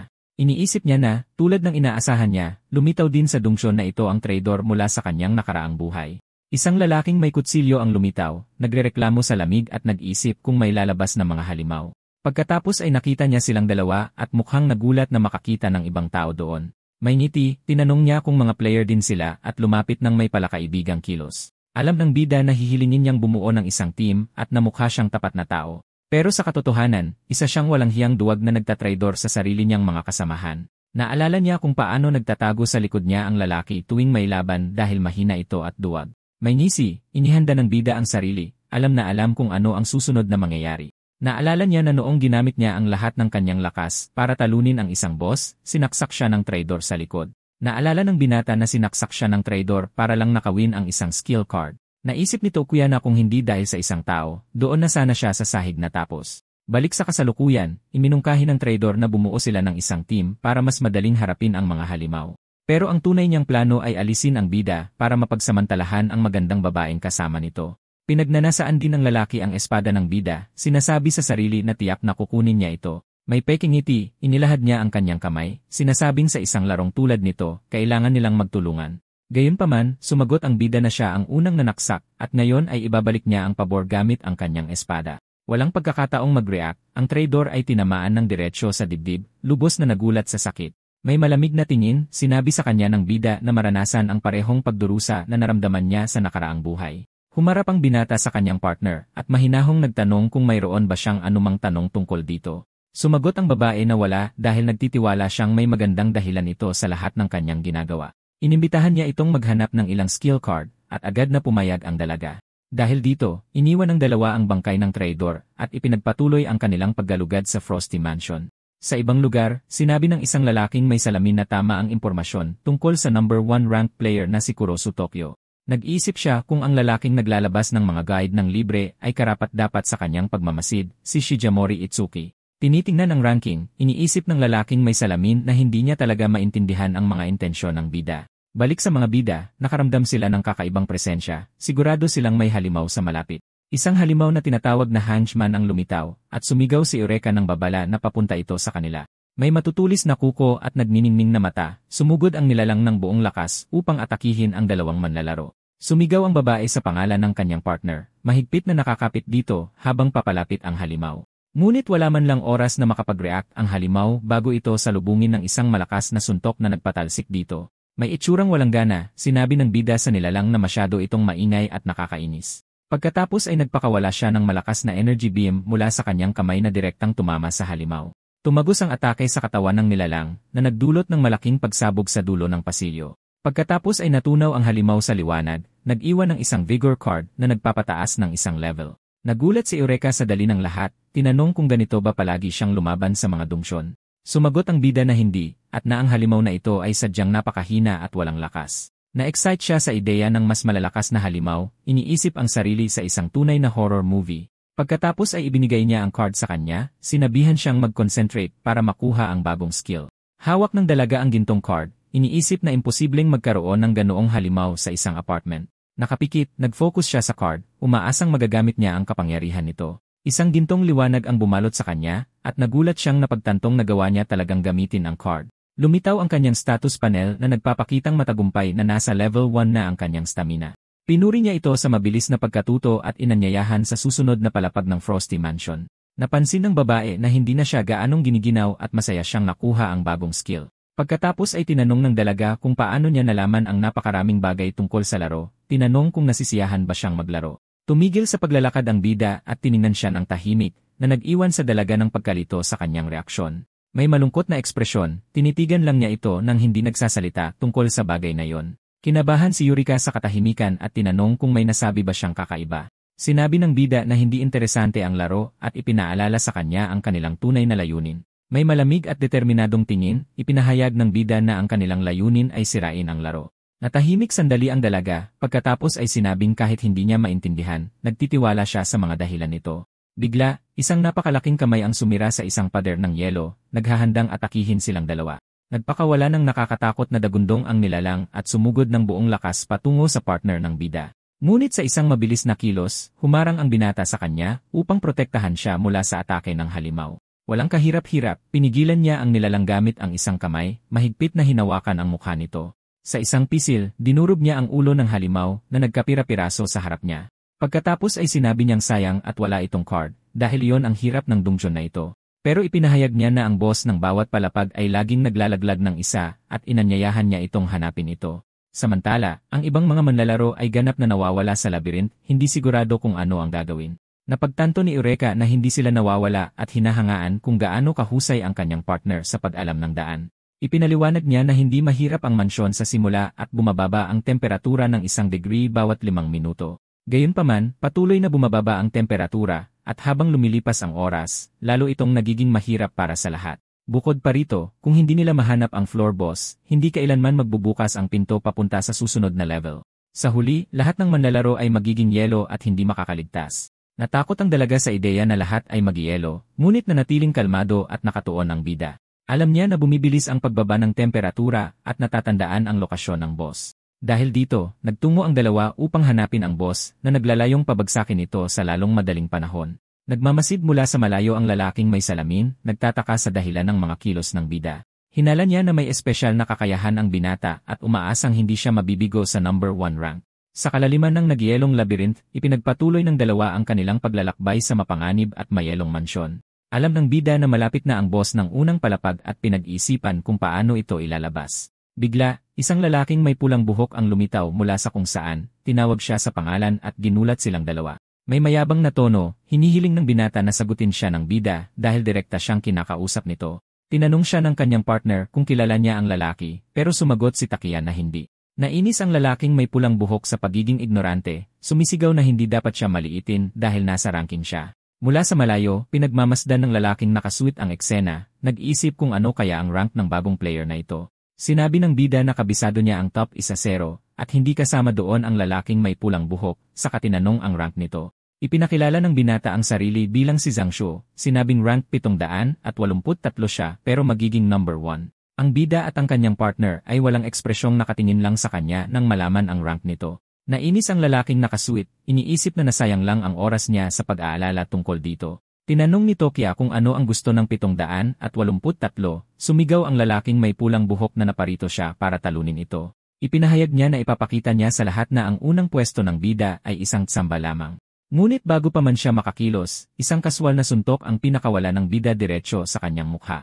Ang lakas ng isang suntok ay nagpatumba sa lalaking may pulang buhok at sa kanyang mga kaibigan sa lupa. May itsurang walang gana, sinabi sa kanya ng bida na umalis na dahil abala siya. Pagkatapos ay naglabas ng kutsilyo ang lalaking may pulang buhok, sinabing hindi niya binigyan ng pahintulot ang bida na umalis. Pinalakpakan siya ng kanyang mga kaibigan, at sinabi ng binata na ang tanging target niya ay ang bida, at malaya nilang gawin ang gusto sa babae. Pasa-pasa ang mukha, sumigaw siya na ibabalik niya ang suntok ng 100 beses na mas malakas. Iniisip nito kuya na mga hangal lang sila, hindi naman talaga masasamang tao, at nagpa siyang turuan sila ng leksyon.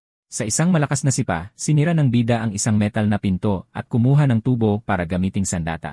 Pagkatapos ay mahigpit niyang hinawakan ang improvised na bagay, naghahanda para sa laban kontra sa mga nanggugulo. May ngisi, sinabi niyang parurusahan niya silang lahat gamit ang simpleng metal na tubo na ito. Iniisip ng bida na perpekto ito dahil kailangan niyang ilabas ang floor boss sa anumang paraan. Nagpasya siyang subukan ang kanyang bagong class ability at inactivate ang tool resonance. Ipinahayag ng system na ang tubo ay walang kwentang basura, ngunit sinabing maaaring tumaas ang resonance nito sa paggamit. Naging interesante para sa binata na kayang suriin ng kakayahan ang mga sandata at nagpa siyang gamitin ito ng madalas. Tinitigan siya ng masama ng lalaking may pulang buhok, sinabing masyado niyang minamaliit ang sarili at magsisisi siyang hindi gamitin ang kanyang espada. Walang kibo, tinitigan lang ng bida ang grupo ng mga nanggugulo ng may paghamak. Pagkatapos ay galit na sumigaw ang leader sa lahat ng kanyang mga kaibigan na sumugod at atakihin ang bida ng sabay-sabay. Gayunpaman, takot ang kanyang mga kaibigan at itinulak siya pasulong, sinasabing siya ang mauna. Naiinis sa kanilang kaduwagan, sinigawan ng lalaking may pulang buhok ang kanyang mga walang kwentang kaibigan na umatake ng walang pag-aalinlangan. Ngunit ipinaalala sa kanya ng isa sa kanila na ang bida ay ang number 1 rank sa mundo at wala silang laban. Sumigaw ang leader na wala siyang pakialam at masisiyahan lamang siya kung matatalo niya ang bida. Handa ang kanyang kutsilyo, sumugod siya, sumisigaw na walang kwenta kung rank 1 ang binata dahil wala itong halaga. Ngunit may itsurang walang gana, iniisip ng bida na gagamitin niya ang mga sigaw nito para ilabas ang boss. Walang kahirap-hirap, hinampas niya ang lalaking may pulang buhok gamit ang metal na tubo, sinasabing gamitin pa nito ang kanyang utak. Namimilipit sa sakit ang kanyang mukha, natulala ang binata sa lakas ng tama. Pagkatapos ay bumagsak siya sa kanyang mga tuhod na sumisigaw sa sakit at nagulat ang lahat sa eksena. Nagkomento ang bida na maganda yon na sigaw at siguradong narinig ito ng boss. Bigla, isang berdeng galamay ang lumitaw mula sa kung saan at sumugod ng mabilis papunta sa grupo. Pumulupot ang galamay sa katawan ng lalaking may pulang buhok, mahigpit siyang pinipiga at nag-iwan sa kanya ng desperasyon. Dahil dito, kinaladkad ang binata ng nilalang ng walang pagkakataong makatakas. Nagpanik ang kanyang mga kaibigan, sumisigaw na may tumakbo at iligtas ang kanilang leader. Tinanong ni Yurika sa bida kung ano ang bagay na yon na kalalabas lang. Sumagot siya na yon ang floor boss at ang pagtalo dito ay magbubukas ng daan papunta sa susunod na level. Dahil dito, inanyayahan siya ng bida na sumunod sa kanya, sinasabing hindi kailangang magmadali. Nagulat ang dalaga sa bilis niya, nag-iisip kung iyon ba ang kapangyarihan ng isang manlalaro. Pagkatapos ay inisip niya ang sarili bilang isang superheroine, na excite sa ideya ng pagkakaroon ng mga kapangyarihan. Mula sa malayo, hinahangaan siya ng lalaking may salamin, nag-iisip kung naparito ba siya para manghuli ng boss. Nagpa siya ang lalaking nakasweet na dapat siyang maging kasamahan nito sa anumang paraan. Samantala, sinisigawan ng mga kaibigan ng lalaking may pulang buhok ang halimaw na pakawalan ang kanilang boss na dinudurog. Patuloy silang sumisigaw ng desperado para itigil ng nilalang ang atake nito at palayain ang kanilang kaibigan.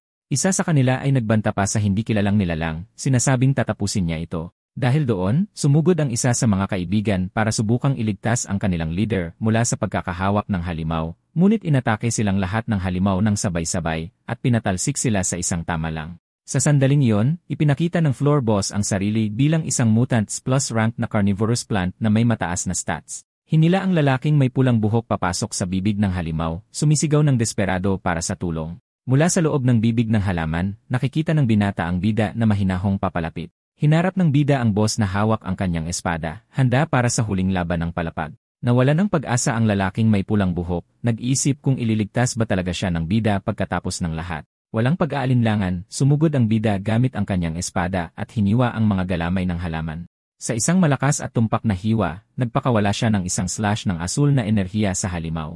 Umungol sa sakit ang nilalang habang ganap itong nahati ng atake ng binata. Nahanap ng lalaking may pulang buhok ang sarili na malaya, nagulat na naligtas ng kanyang karibal. Ngunit napagtanto niya na ang pakiramdam na mailigtas ay mas masakit kaysa matalo. Pagkatapos ay sinabi sa kanya ng bida na tumayo, sinasabing kung gusto niyang maabot ang top 1-0, lalaban siya gamit ang kanyang espada. Hinamon siya ng bida na maabot ang top 1-0 para makalaban sila bilang magkapantay. Natahimik sandali ang lalaking may pulang buhok, pinoproseso ang mga salita ng kanyang bagong ligtas na karibal. May determinasyon, nangako siyang tiyak na makakarating doon at nagpasalamat sa pagligtas sa kanya. Sa pagkakatalo sa boss, nagbukas ang daan papunta sa susunod na palapag na nagpapakita ng dalawang pagpipilian. Para umakyat, kailangan nilang labanan ang mga mutant na halimaw. Para bumaba, kailangan nilang harapin ang mga nakakatakot na multo. Sa wakas ay naabutan na ng partner ng bida at nagbabala ang system na kaunti na lang ang kanilang oras. Nawala ng pag-asa ang dalaga, nagtatanong kung alin sa dalawang kahindik-hindik na landas ang dapat nilang piliin. Tinignan siya ng lalaking may pulang buhok, napansin na bagamat parehong nakakatakot ang mga landas, mukha siyang nasasabi. Tuwang-tuwa ang babae sa ideya ng mga halimaw at multo, sinasabing parehong maganda ang mga opsyon. May ngiti, nasasabik siya sa mga pagpipilian at nag-isip kung sa tingin ng bida ay kakaiba siya. Pagkatapos ay tiningnan niya ito ng seryoso, tinatanong kung alin sa dalawang opsyon ang tunay niyang gustong piliin. Nagpanik ang dalaga, napagtantong hindi niya talaga mapagpasyahan kung alin sa dalawa. Bigla, lumitaw ang lalaking may salamin, humihiling na sumali sa kanilang grupo sa paglalakbay. Ipinakilala ng lalaki ang sarili bilang si Mori Shigeruki, ang rank 34 sa mundo, at sinabing maaari siyang maging kapaki-pakinabang. Sinabi ng bida na sa wakas ay nagpakita na ito, at nagulat ang kanyang partner sa mataas na rank nito. Pagkatapos ay hinamak ng lalaking may pulang buhok ang kanyang ranking, idineklara na tiyak na magiging isang top 1-0 player siya sa hinaharap. Ipinahayag ng bida na napansin niyang sinusundan siya, ngunit nagpa siyang hayaan na lang ito. Pagkatapos ay naaalala niya na sa kanyang nakaraang buhay, iniligtas siya ng lalaking may salamin noong kailangan niya ito ng husto. Nagulat si Shigeruki na napansin siya ng binata at tiningnan siya ng may pagtataka. Naalala ng bida kung paano siya trinaydor at inakalang mamamatay sa kamay ng kanyang dating kasama. Ngunit iniligtas siya ng lalaking may salamin na nagsabing masyadong magaling ang kanyang skill para masayang. May kislap sa kanyang salamin, nangako siyang kung susundin ng bida ang kanyang mga utos, hahayaan niya itong maklear ang dungeon. At ganoon nagawang maklear ng bida ang dungeon ng paunti-unti sa tulong niya. Noon, ang lalaking may salamin ay isang tunay na tagapagligtas sa kanya sa gitna ng lahat ng kaguluhan. Gayunpaman, kahit ang isang kasing galing niya ay nawalan din ng buhay sa malupit at nakamamatay na larong iyon. Sa sandaling iyon, natutunan ng binata na gaano man kalakas ang isang tao. Para sa mga Dark Gods, lahat ng manlalaro ay pawang mga simpleng laruan lamang para sa kasiyahan ng masasamang nilalang. Balik sa kasalukuyan, tinanong ng lalaking may salamin kung may problema ba sa bida. Nagtataka ang lalaking may pulang buhok kung bakit papansinin ng number 1 rank sa mundo ang isang rank 34 lang. Ngunit sinabi ng bida na welcome ang mga malalakas na tao, at kailangan niya ng isang mabangis na mandirigmang tulad niya. Nag-alok siya ng ilang card bilang maliit na tanda ng pasasalamat, ngunit tumanggi ang lalaking may salamin. Iniisip ng bida na dahil tinulungan siya nito sa nakaraan, turno na niya para ibalik ang pabor. May ngiti, sinabi ni Shigeruki na si Mr. Kurosu ay talagang napakalakas at tinanggap ang mga card. May ngiti, inalok ng lalaking may salamin ang mga card sa partner ng bida. Lubos na nasabik ang dalaga, sinasabing sa pamamagitan nito, maaari na rin siyang maging isang superheroine. Ngunit nag-aalangan siya, tinitingnan ang kanyang kaibigan para sa kanyang pag-apruba bago kunin ang mga card. Pagkatapos ay sinabi niya sa kanya na gawin ang nais niya dahil kailangan niya ang mga card para lumakas. May maningning na ngiti, nagpasalamat ang babae at kinuha ang mga card mula sa kanyang bagong kasamahan. Sinabi ni Shigeruki na siya dapat ang magpasalamat, iniisip na ngayon ay maaari na siyang magtiwala sa kanila ng kaunti. Pagkatapos ay nagpa siya siyang mag-isip ng regalo para sa bida kapag bumalik na sila sa realidad. Nagbabala ang bida na mas malakas ang boss sa susunod na palapag at hindi sila maaaring mag-aksaya ng oras. Sumang-ayon ang dalawang bagong kasama at naghanda na sundan ang pamumuno ng bida. Na-excite ang lalaking may pulang buhok sa pag-iisip na kung nakasali na ang nakasalamin, tiyak na pwede rin siya. Idineklara niya ang sarili bilang isang henyo at naghandang magtanong kung maaaring sumali sa grupo ng number 1 player. Nakataas ang kamay, nagtanong siya kung maaaring sumali sa grupo at lumaban kasama nila sa dungeon. Ngunit may malamig at direktang tingin, sinabi sa kanya ng bida na umalis sa kanyang paningin. Ganap na natulala ang lalaking may pulang buhok, hindi makapaniwalang tinanggihan siya ng ganoon kabilis. Pagkatapos ay tinanong ni Shigeruki kung pamilyar ang bida sa dungeon na ito, at sumagot siyang simple lang ang istruktura nito. Ipinaliwanag niya na may 7 palapag ang mansyon, at nasa 4th floor sila hanggang ngayon. Nagulat ang lalaking may salamin at tinanong kung alam din niya ang kahinaan ng final boss. Ipinahayag ng bida na may 2 final boss at hindi sila matatalo sa normal na paraan. Ang tanging paraan para maklear ang dungeon ay pagtagpuin ang boss mula sa ibabang palapag at ang isa mula sa itaas na palapag. Nagulat sa impormasyong ito, napagtanto ni Shigeruki na kailangan nilang maghiwalay sa 2 grupo, ngunit ipinahayag ng bida ang kanyang plano na atakihin muna ang ibabang palapag at saka umakyat ng mabilis. Ipinaliwanag niya na ang estratehiyang ito ay nagpapahintulot sa kanila na pagtagpuin ang 2 boss habang binabawasan ang panganib. Humanga ang lalaking may salamin, sinasabing ito ay isang estratehiya na si Tokuya lang ang makakagawa. Napagtanto ni Yurika na ang kanyang paunang plano ay akitin ang parehong boss at harapin ang huli ng mag-isa. Kinumpirma ito ng bida pero sinabing lumipat siya sa mas ligtas na opsyon dahil mas mahalaga ang kaligtasan niya. Ngumiti ang dalaga at nagpasalamat sa kanya, sinabing napakabait niya dahil nag-aalala siya para sa kanya. Bigla siyang bumahing, nagrereklamo sa matinding lamig sa palapag na ito ng mansyon. Nagrereklamo ang babae na giniginaw siya sa kabila ng tumaas niyang stats, at lumitaw ang kanyang panel. Ipinaliwanag ng bida na ang temperatura rito ay halos doble ang bilis ng pagbaba kumpara sa isa floor. Nagkasundo silang talunin ang boss sa lalong madaling panahon para makasulong. Bigla, isang kumikinang na asul na mata ang bumuka sa dilim, pinagmamasdan ang grupo ng mga manlalaro. Lumitaw ang floor boss, isang dambuhalang puting lobo na may malalakas at kumikinang na asul na mga mata. Kasama nito, isang kawan ng mga multo na may kumikinang nalilang mga mata ang lumitaw, handang umatake sa grupo. Nagtataka si Shigeruki kung paano nahanap ng bida ang boss ng ganoon kabilis sa napakalawak na labirinto. Sumagot ang bida na ito ay isang ruta na natutunan niya nang nakataya ang kanyang buhay at hinding-hindi niya malilimutan. Natigilan ang lalaking may salamin, iniisip kung nakapunta na ba rito ang binata, kahit bago pa man magsimula ang laro. Nagpakilala ang floor boss bilang isang rank hound na may napakataas na power at speed stats. Nagbabala ang bida na paparating na sila at sinabihan ang dalawa na mag-focus sa pagprotekta sa kanilang mga sarili. Tiniyak sa kanya ni Shigeruki na huwag mag-alala, nangangakong poprotektahan si Eureka gamit ang kanyang buhay. Dahil doon, mas napanatag ang bida, alam na magiging ligtas ang kanyang partner sa laban. Gamit ang kanyang espadang kumikinang na asul, buong lakas na sumugod ang bida sa dambuhalang puting lobo. Hinamon niya ang nilalang sa labanan, at isang galit na atungal ang isinagot ng halimaw. Nang hindi nagsasayang ng oras, nagpakawala ang bida ng isang tumpak at malakas na hampas sa ulo ng higanteng lobo. Samantala, ang mga multo na may kumikinang nalilang mga mata ay umungal at sumugod para umatake. Mabilis na kumilos si Shigeruki, pumwesto sa harap ni Yurika upang protektahan siya mula sa mga halimaw. Sa mabilis at tumpak na mga galaw, sinimulan niyang labanan ang mga multo gamit ang martial arts.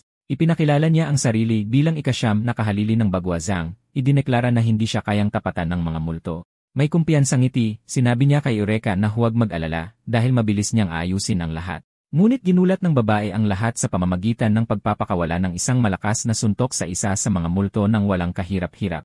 Sobra siyang nasabik ng matantong kaya niya ring talunin ang mga halimaw gamit ang kanyang bagong lakas. Nagulat ang lalaking may salamin, iniisip na siya rin ay puno ng misteryo tulad ni Tokuya.